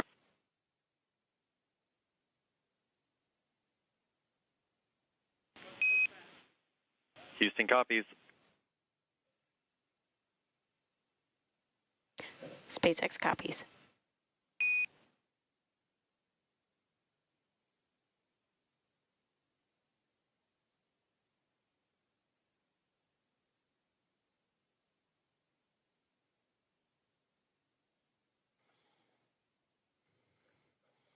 Continuing to target a welcome ceremony or welcome remarks in the near future at 8:35 a.m. Central Time. So a little bit more than an hour from now is Axiom Mission 4 and the International Space Station continuing to work through hatch opening procedures, but getting close. You can start to see a little bit of a window of opportunity that was just on the other side of astronaut Anne McLean and Nicole Ayers there, as they are working on IMV ducting, mixing the air of the station and Dragon, and lithium hydroxide cartridges, stowage and swapping out.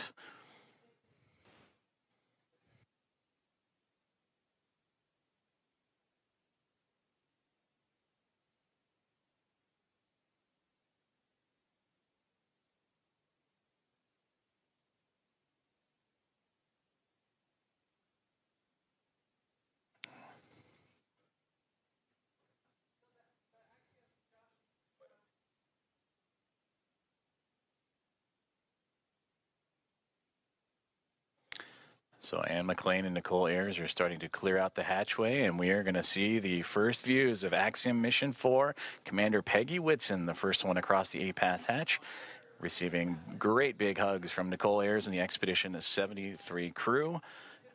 Axiom Mission 4, welcome aboard the International Space Station. Pilot Shubhanshu Shukla is the next one to come across, representing ISRO. It is his first space flight for Peggy Whitson, her return to the International Space Station on her 5th flight, second as a member of Axiom Space.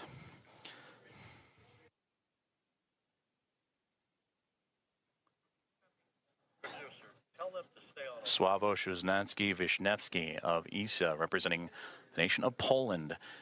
And their first visit to the International Space Station is next to cross the hatchway. And warm hugs all around. And applause breaking out here inside of Mission Control Houston and the International Space Station Flight Control Room. And Tibor Kapu, the fourth and final member of Axiom Mission 4, representing Hunor in the nation of Hungary. Their first visit to the International Space Station as well.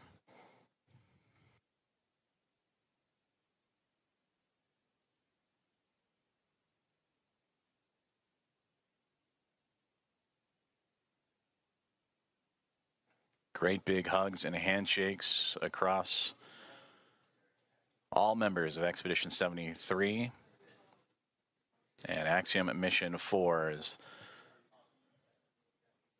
Anne McLean and Nicole Ayers of NASA, along with Johnny Kim, Kirill Peskov, Sergei Ryzhikov, and Alexei Zabritsky of Roscosmos, and Takuya Onishi, commander of Expedition 73 and of JAXA, with handshakes and hugs for Peggy Whitson, Shubhanshu Shukla, Sławomir Wisniewski, and Tibor Kapu. And with their arrival to the International Space Station, that now makes 288 visitors to the orbiting laboratory.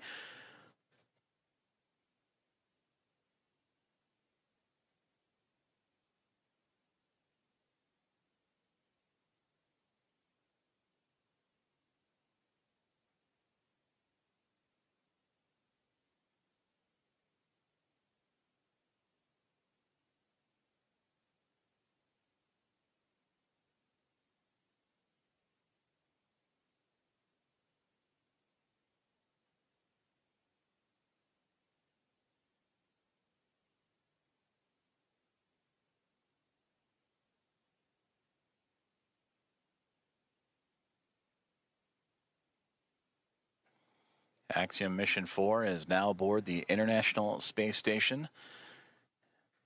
Commander Peggy Whitson, in her return to the orbiting laboratory, her 5th flight.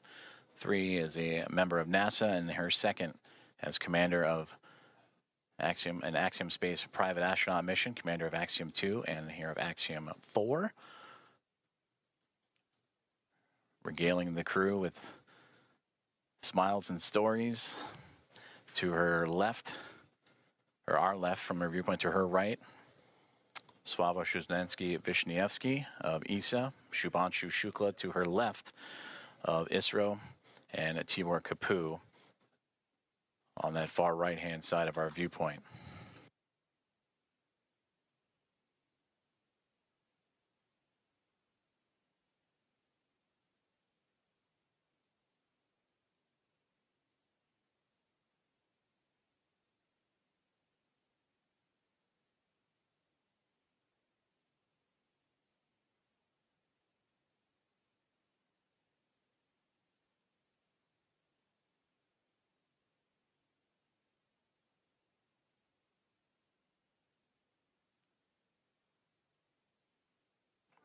The crew is safely aboard the International Space Station. Welcome again to Axiom Mission 4. And we are continuing to target a formal welcome remark from the crew and being joined by the Expedition 73 team as well. That'll be at approximately 8:35 a.m. Central Time. And from there, they will receive a safety briefing and begin their approximately 2-week mission aboard the International Space Station, in which they will participate in around 60 research investigations representing 31 countries, with more than 24 of those experiments sponsored by the ISS National Lab.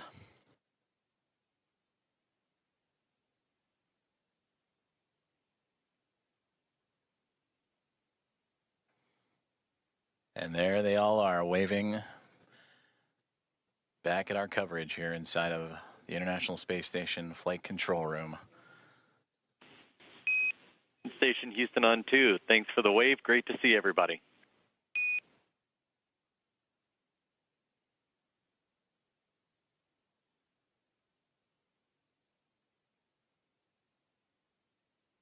Houston Station, we're happy to be here. It's so great to be here finally.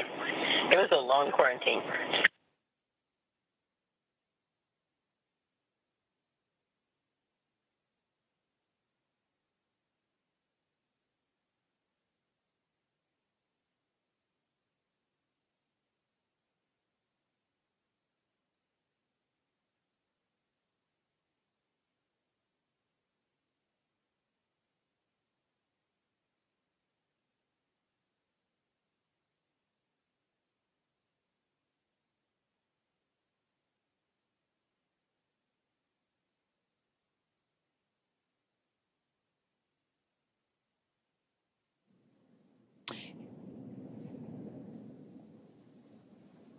And with the crew now in the space station, we're going to wrap up our portion of the live joint coverage from Hawthorne.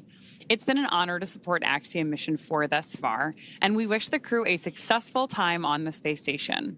We're, of course, also looking forward to joining AX4 again when it's time to return home. Ronnie, from launch to docking, it has been an absolute pleasure sharing this desk with you.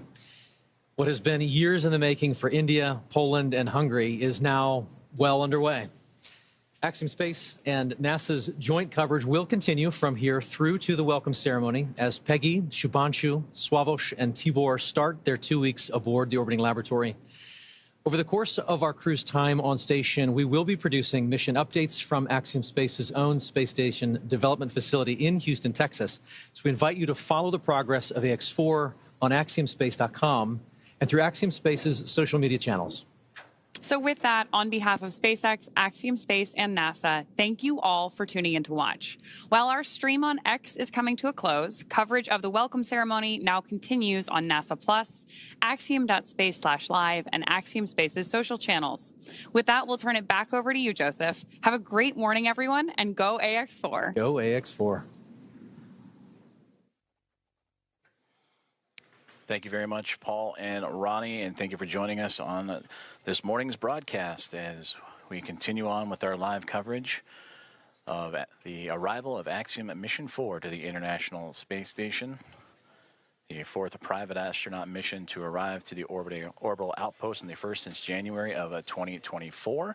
We just saw the crew of 4, including Commander Peggy Whitson, Shubhanshu Shukla, pilot of ISRO, Sławomir Szymanski-Wisniewski, and Tibor Kapu of ESA and HUNORT, respectively, crossed the hatchway and into the orbital outpost for the very first time. We're continuing to follow along as we'll wait for the formal welcoming remarks that are currently scheduled for roughly 8:35 a.m. Central Time, so a little bit more than an hour to go as the crew continues to settle in. After you heard the remarks from Peggy Whitson mentioning the long quarantine, the ride up, which took a little bit more than a day's time to do so, as the teams here in the International Space Station Flight Control Room and special guests in the viewing room at the back of your screen on hand to witness this special moment and also to be a part of a handover period as the Orbit 1 team wrapping up their day's work, which certainly was busy. That saw the multiple burns as the Dragon spacecraft named Grace would continue its transit to catch up to the International Space Station and ultimately docking at 5:31 a.m. Central Time with that initial contact. The soft capture turned to hard capture and mating. Hatch opening procedures took about 2 hours or so to complete, with teams on both sides inside the Dragon spacecraft and the International Space Station meticulously checking for leaks and going through each procedure step by step before that moment we just had a couple moments ago at 7:14 a.m. Central Time, in which the hatch was opened and the astronauts of Axiom Mission 4 floated on through to the International Space Station. We're currently experiencing a transition in communications satellites. That's nominal and to be expected, so we will bring you back those views inside the International Space Station once we have them. But again, the teams here inside of the International Space Station Flight Control Room, Orbit 1.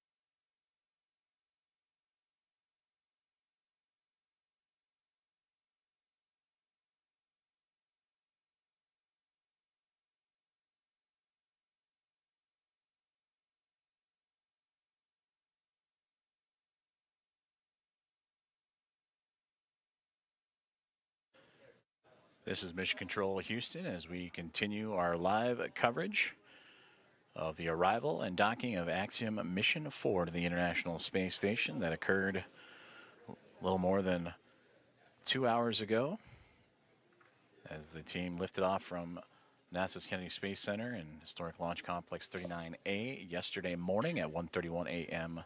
Central Time to begin its little more than a day transit to the orbiting laboratory.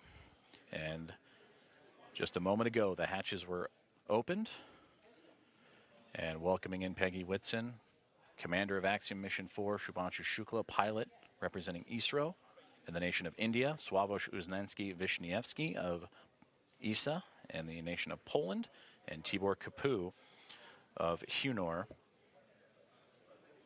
as they have joined the crew aboard the International Space Station, and we will bring you those views as soon as we have them, as we are currently transitioning between communications satellites.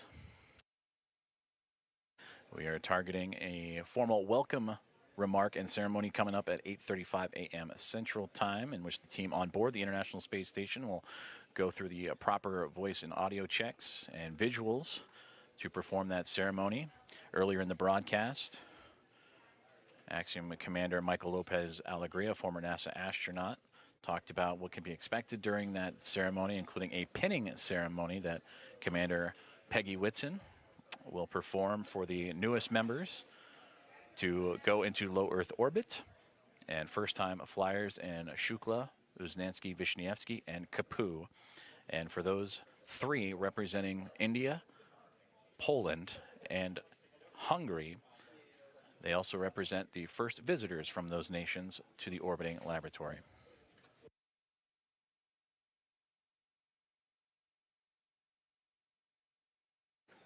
You're currently seeing live views inside of the International Space Station Flight Control Room, as the teams on the ground here in Houston are currently undertaking a handover period. Orbit 1 team that had the early morning hours and monitored Dragon's approach and docking will hand over to the Orbit 2 team, which will then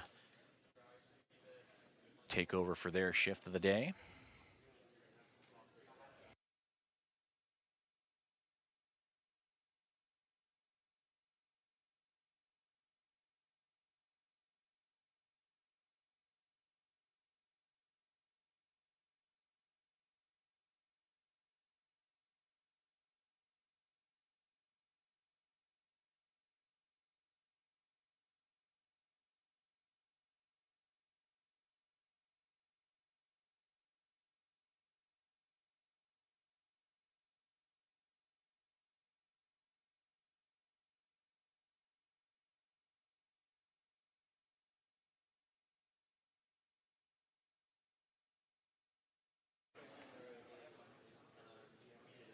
Flight Director Allison Bollinger and her Athena flight team, that Orbit 1 team, undergoing the handover period as they will transition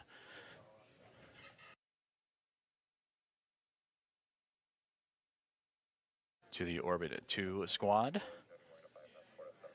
as we'll continue to follow along with live commentary and updates leading into the welcome ceremony and opening remarks on the arrival of Axiom Mission 4.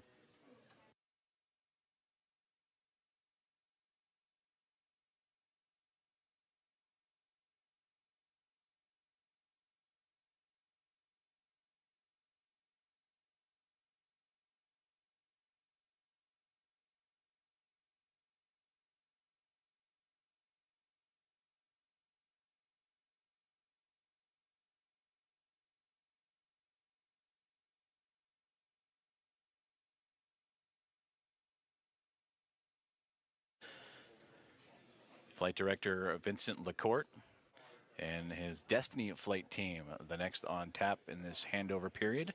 And there you see him in the foreground, setting up next to Allison Bollinger, Flight Director that just completed her shift, welcoming Axiom Mission 4 and her Athena flight team as they continue their handover period. And as both teams monitoring the progress and preparation for the upcoming event, the welcome remarks from Axiom Mission 4 and their formal arrival to the International Space Station. And plenty of smiles and laughter throughout the room after a successful docking that occurred about 2 hours and change from now. And that was at 5:31 a.m.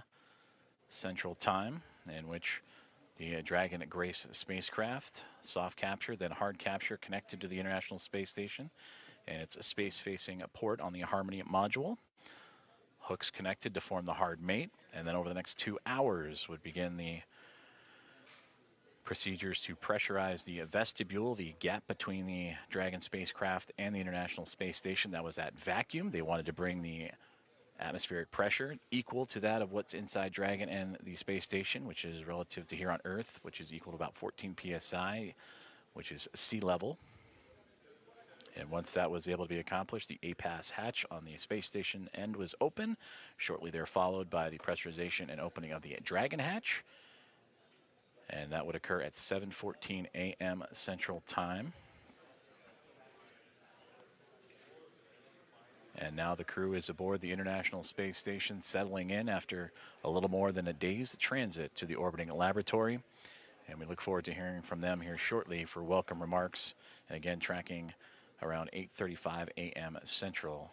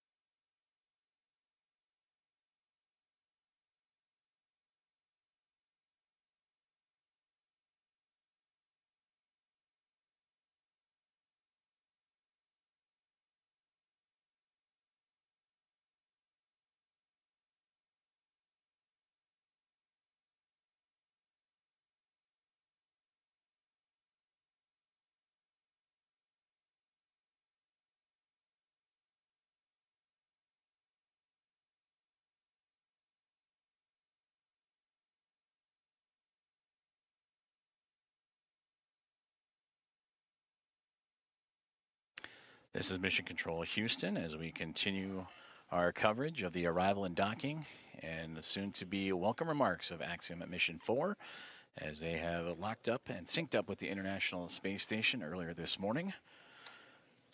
And the crew of 4 have since floated aboard the International Space Station, bringing up its population from the Expedition 73 crew of 7 to now a total of 11. And we will hear from Commander Peggy Whitson, Pilot Shubhanshu Shukla, Mission Specialist Sławomir Uznansky-Wisniewski, and Mission Specialist Tipu Kapoor here shortly.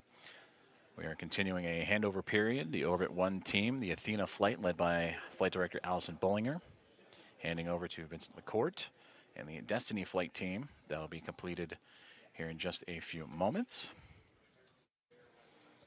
Meanwhile, the crew aboard the International Space Station continuing to get settled in and prepare for those welcoming remarks that would be a little less than an hour from now, about 50 minutes or so.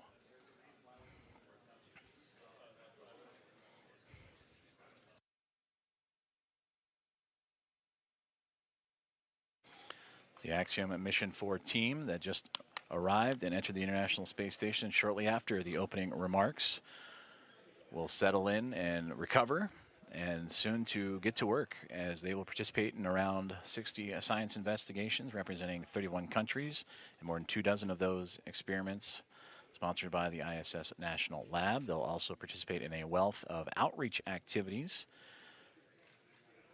that they'll participate during their approximately 2-week mission.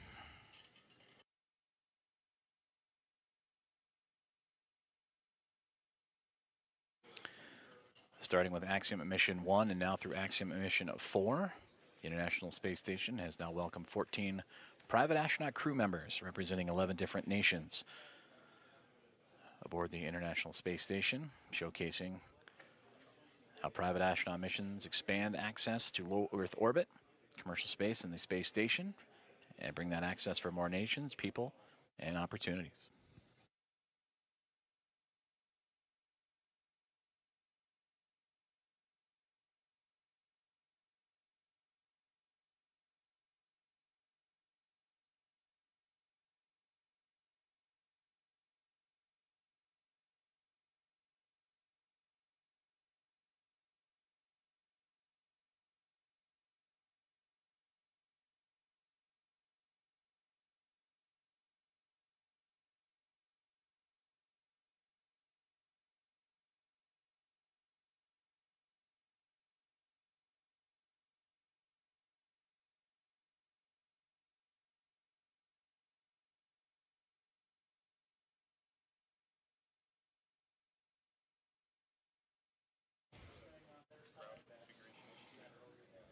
views you are seeing now are from the external cameras on board the International Space Station, looking at the Dragon spacecraft as the vehicles now enter an orbital nighttime period. The two currently traversing across the southern Indian Ocean and about to cross the continent of Australia and make its way over into the Pacific Ocean.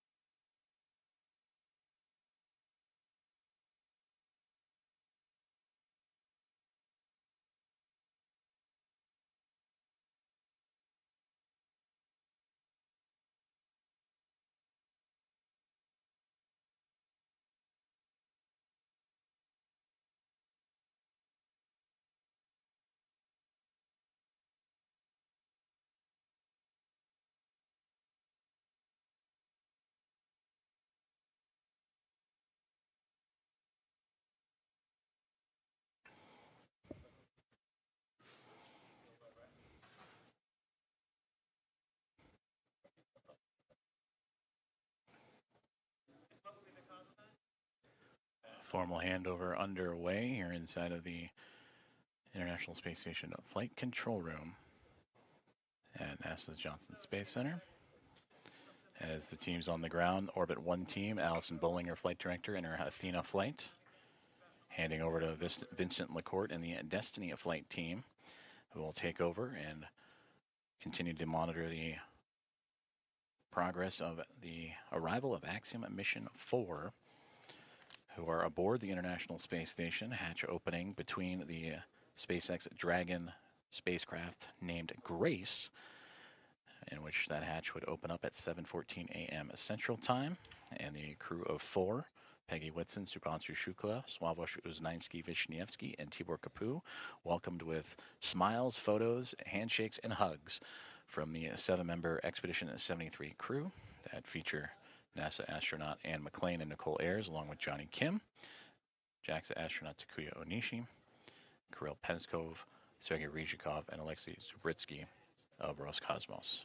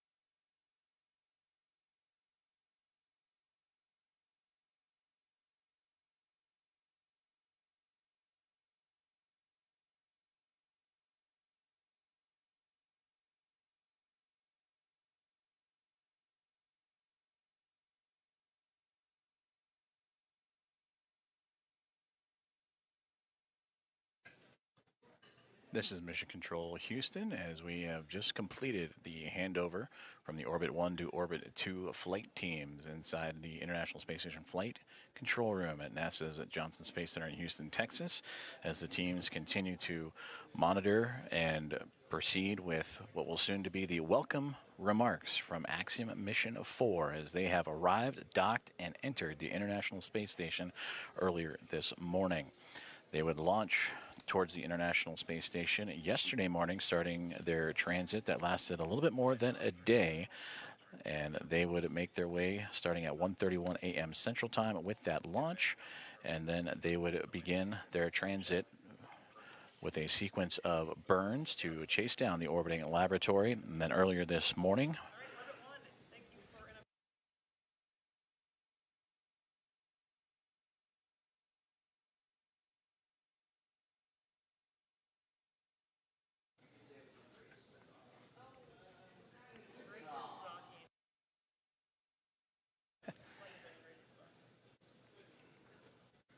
and pausing there for the final remarks from Flight Director Alison Bollinger, who oversaw today's docking of the Dragon spacecraft, aptly named Grace. As she said, graceful docking for the craft to the International Space Station in the space-facing or zenith port of the Harmony module.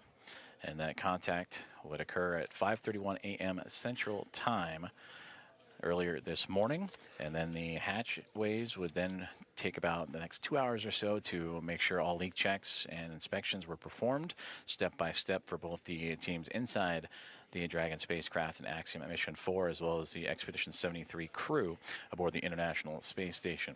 And then the hatchways would open up to allow the crew to come on board. That would occur at just after the 7 o'clock hour at 7:14 a.m. Central Time that the hatchway would open. And Peggy Whitson, commander of Axiom Mission 4. I see you, Johnny, and if you were trying to call and she would lead the charge. It'll be her return to the International Space Station after commanding Axiom Mission 2, but also her 5th overall flight, 3 previous before Axiom as a member of the NASA Astronaut Corps and key missions to the International Space Station. I can do the scene voice check now if you'd like. From there, check in with PAO to see if they're ready.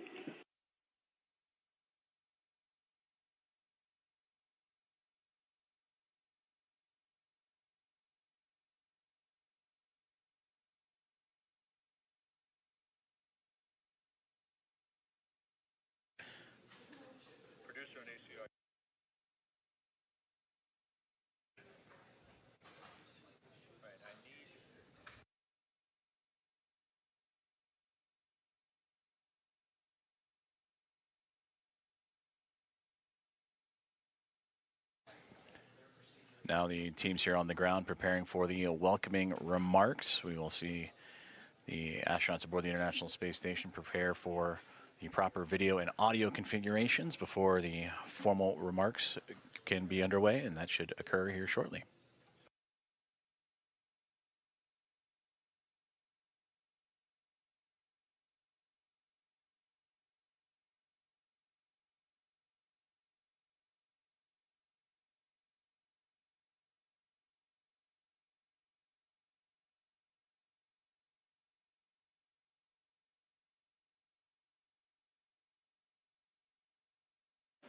Station Houston, Space Ground 2 for Johnny. Hey, we're rerouting video. Give us a couple minutes and then we'll let you know. But we're getting ready for a scene and voice check shortly.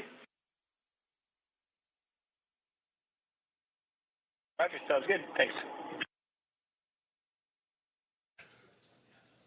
This is Mission Control Houston as we continue to prepare for the welcome remarks from Axiom Mission 4, communications between the teams here in the International Space Station Flight Control Room, preparing to configure the appropriate cameras and audio to accomplish that welcome remark, as Axiom Mission 4 again has arrived to the International Space Station after a little more than a day's transit. This welcome ceremony will feature Commander Peggy Whitson, pilot Shubhanshu Shukla, Swavesh Uznansky-Vishnevsky, and Tibor Kapu, all of the Axiom Mission 4 cadre, and also all members of the Expedition 73 crew.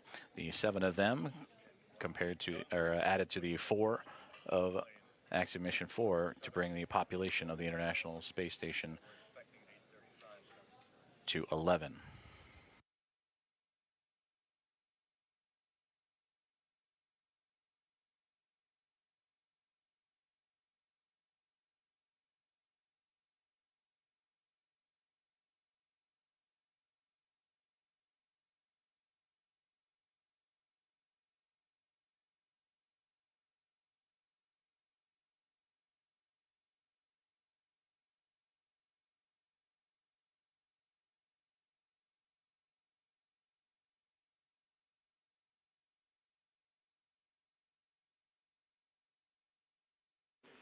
Station Houston on Space Ground 2 for Johnny. We're ready for those scene and voice checks.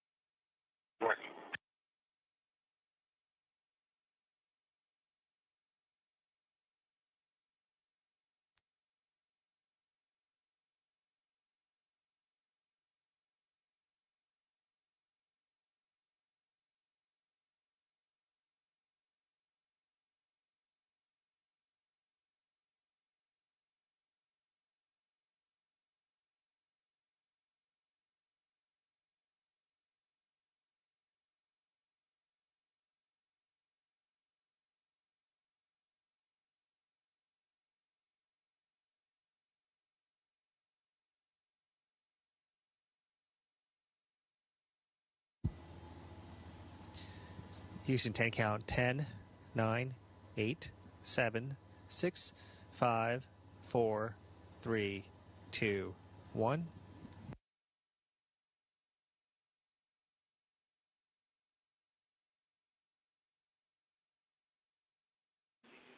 Johnny, we have a good scene, good voice. Thanks for the check. Yep, and just a friendly reminder, we're looking to start the event at 13:35.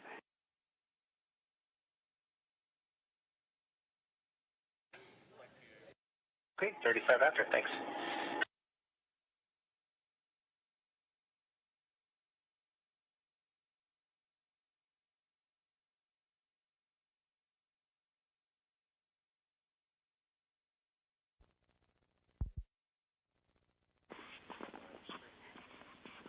And Johnny, FYI, the current video that you are on is streaming live to NASA TV, so just FYI.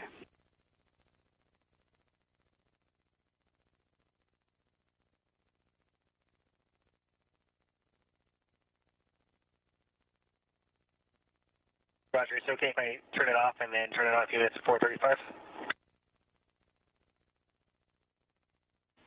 Sounds good. You can do that.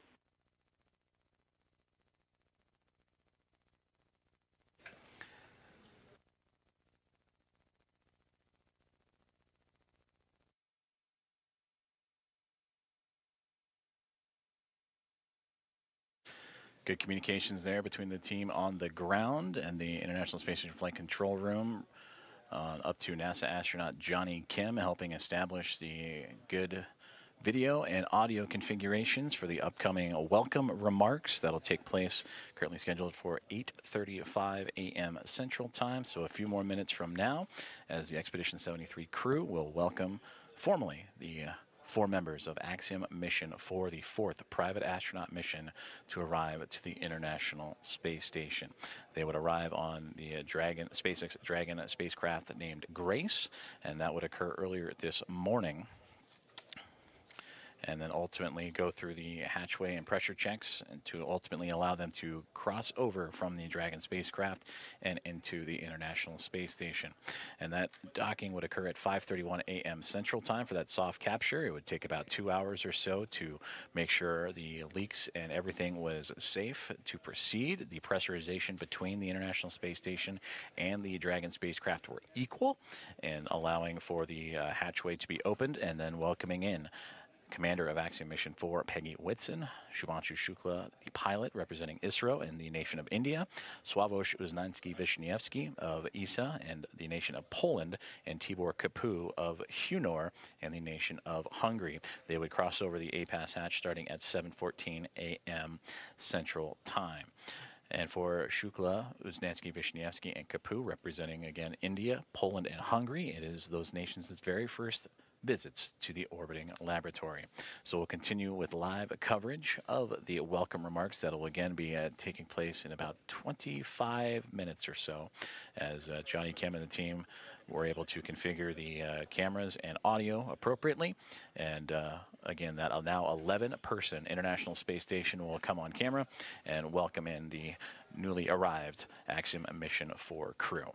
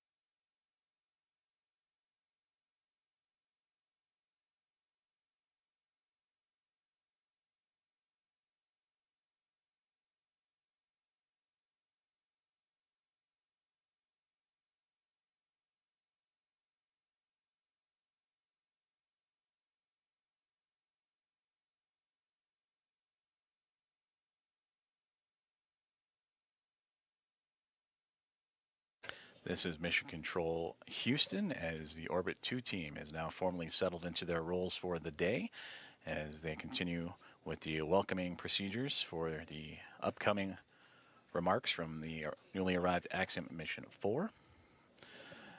Flight Director Vincent LaCourte and the Destiny flight team have now taken over, and we'll continue to work through as the Axiom Mission 4 crew begin their unpacking procedures and get to settle in aboard the International Space Station. The now orbiting lab with 11 members on board, currently in their midday meals and midday processes of their workday before transitioning into the back half of their day and then settling in for what will be a good night's sleep after a very eventful morning for us here in Houston, Texas, as well as those that followed along in the Joint Operations teams in both Axiom Space, also here in Houston, and SpaceX in Hawthorne, California.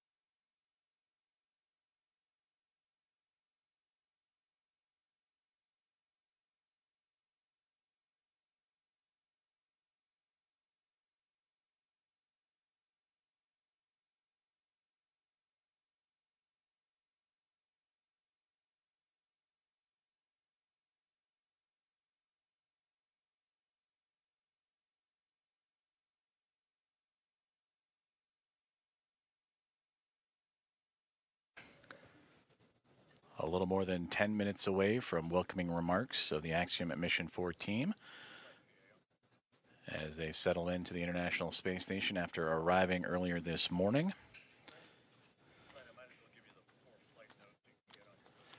Docking to the International Space Station occurred at 5:31 a.m. Central Time, and then roughly 2 hours later, the hatches would open to welcome in the 4-person crew to join the Expedition at 73 team.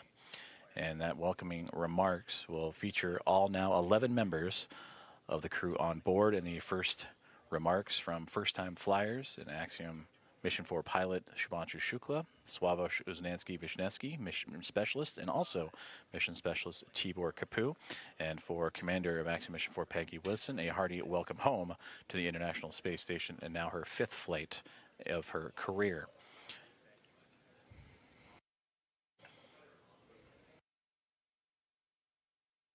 For Peggy Whitson, the most experienced U.S. astronaut in history, began this mission with 675 days under her belt, 9th all-time, but will continue to add to those incredible historical numbers as the Axiom at Mission 4 and its crew will proceed with an approximately 2-week mission aboard the orbiting laboratory, performing outreach events and research investigations, participating in around 60 of those investigations, representing 31 different countries.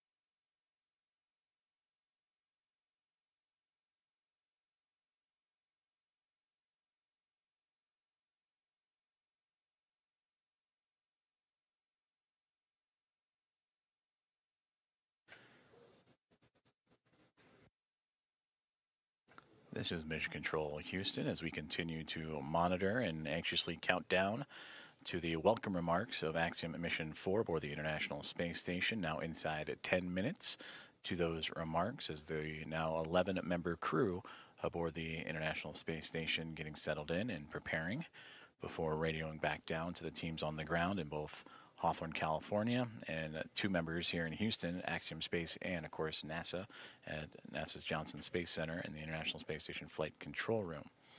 Currently, the SpaceX Dragon Grace that brought the Axiom Mission 4 crew to the International Space Station together, connected, currently orbiting over the northern portion of the Pacific Ocean. They are in an orbital nighttime period, and we will bring you those exterior views once the station and spacecraft emerge into the orbital sunrise and orbital daytime.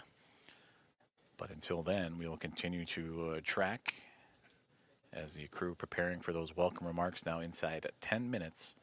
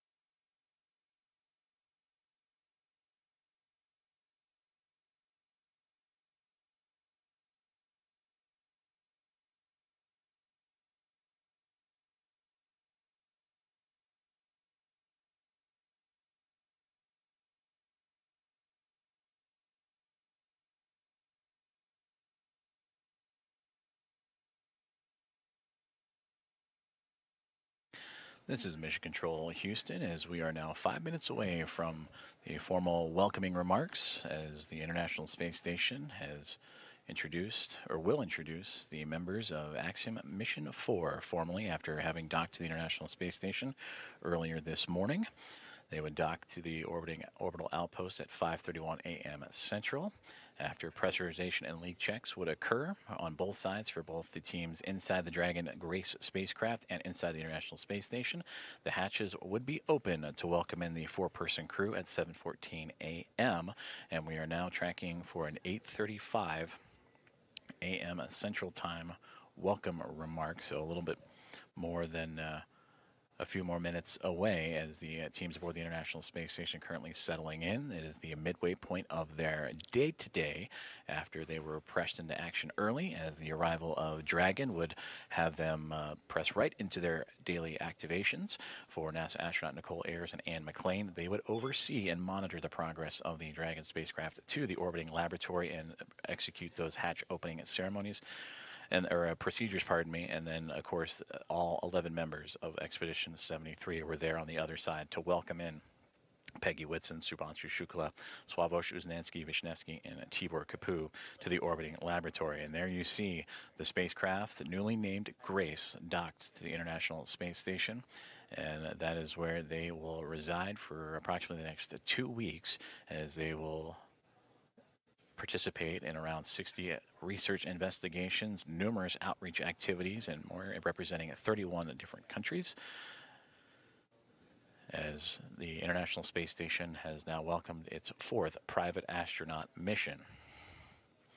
It is their first since Axiom Mission 3 would arrive to the International Space Station, and that would be back in January of 2024.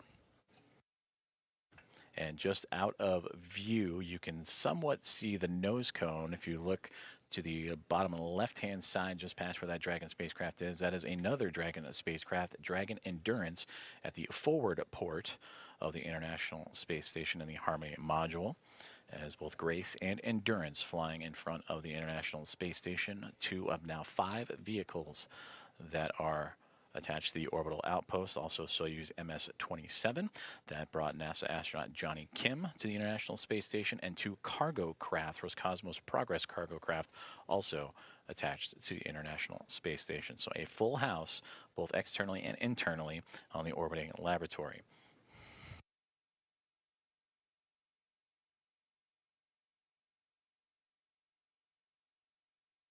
We're approaching about 10 minutes until the welcome remarks for Peggy Whitson, Subhanshu Shukla, Sławosz Uznanski-Wisniewski, and Tibor Kapu. One of the traditions for the Axiom missions and the private astronaut missions is the pinning of the newly minted astronauts. For Peggy Whitson, she'll be placing those pins on Subhanshu Shukla, Sławosz Uznanski-Wisniewski, and Tibor Kapu. For them, this is their very first space flight and very first mission to low Earth orbit.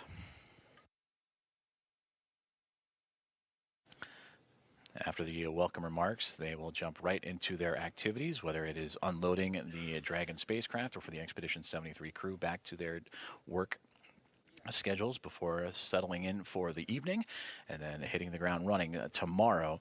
And for the Axiom Mission 4 team, that would be day 1 of their approximately 2-week mission aboard the International Space Station.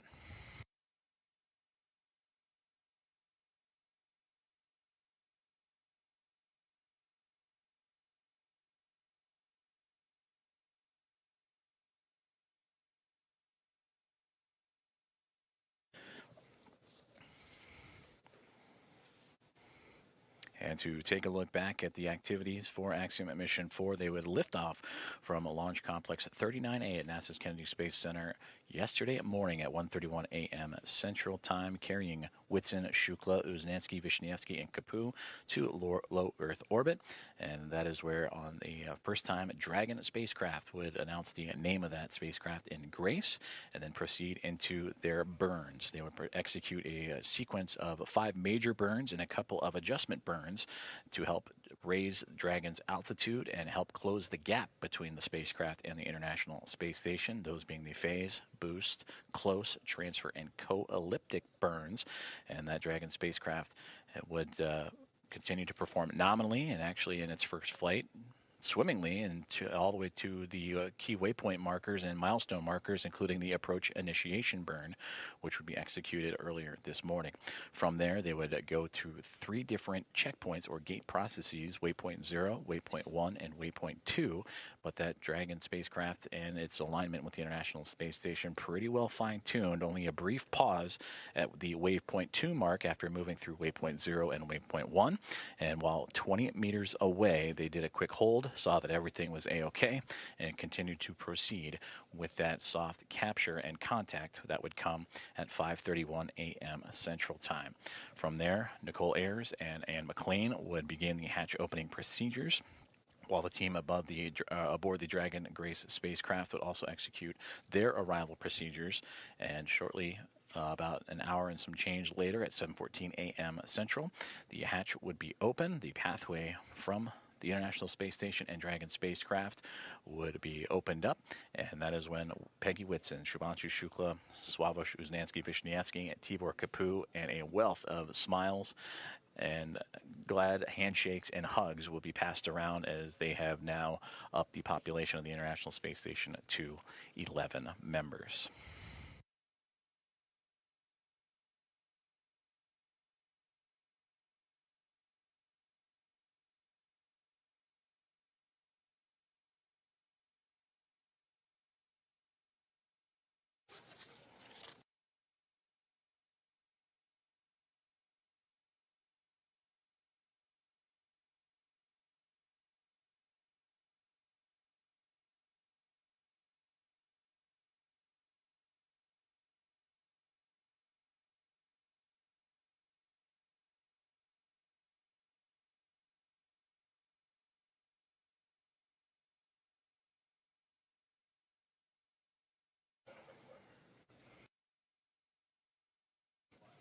We continue to proceed towards the welcome remarks about 8 minutes from now, and we'll be sure to turn over all communications to the audio and video team as we will await the Expedition 73 crew and Axiom Mission 4.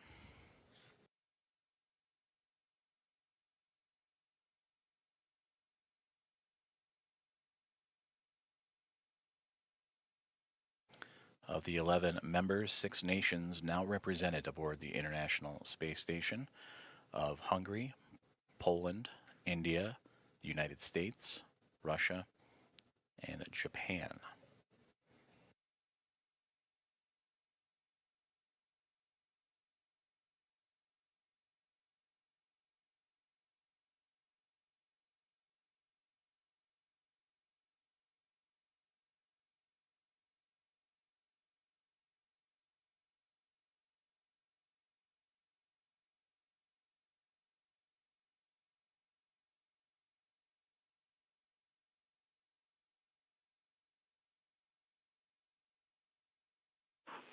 Station Houston on Space Ground 2 for Johnny.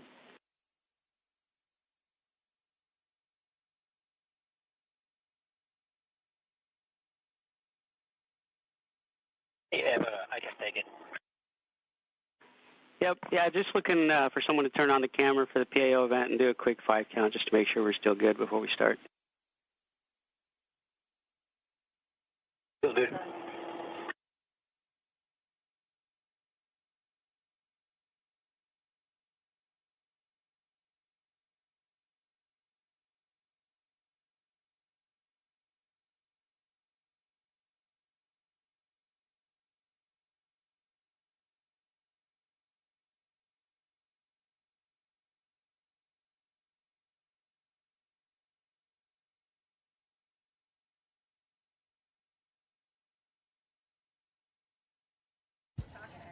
Okay, this Houston, this is station. I can give you 5 counts. 1.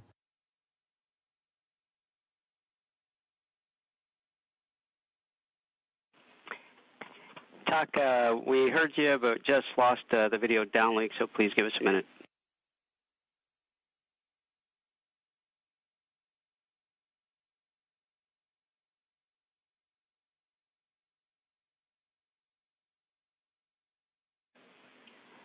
talk. Oh, there you go. Thanks, Shook and Johnny, for checking the cables there.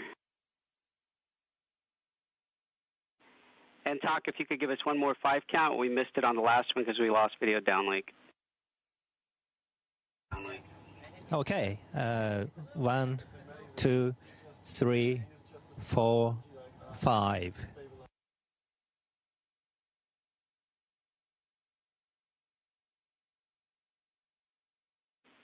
That was a good scene and voice check, and we'll be ready to begin after the handover.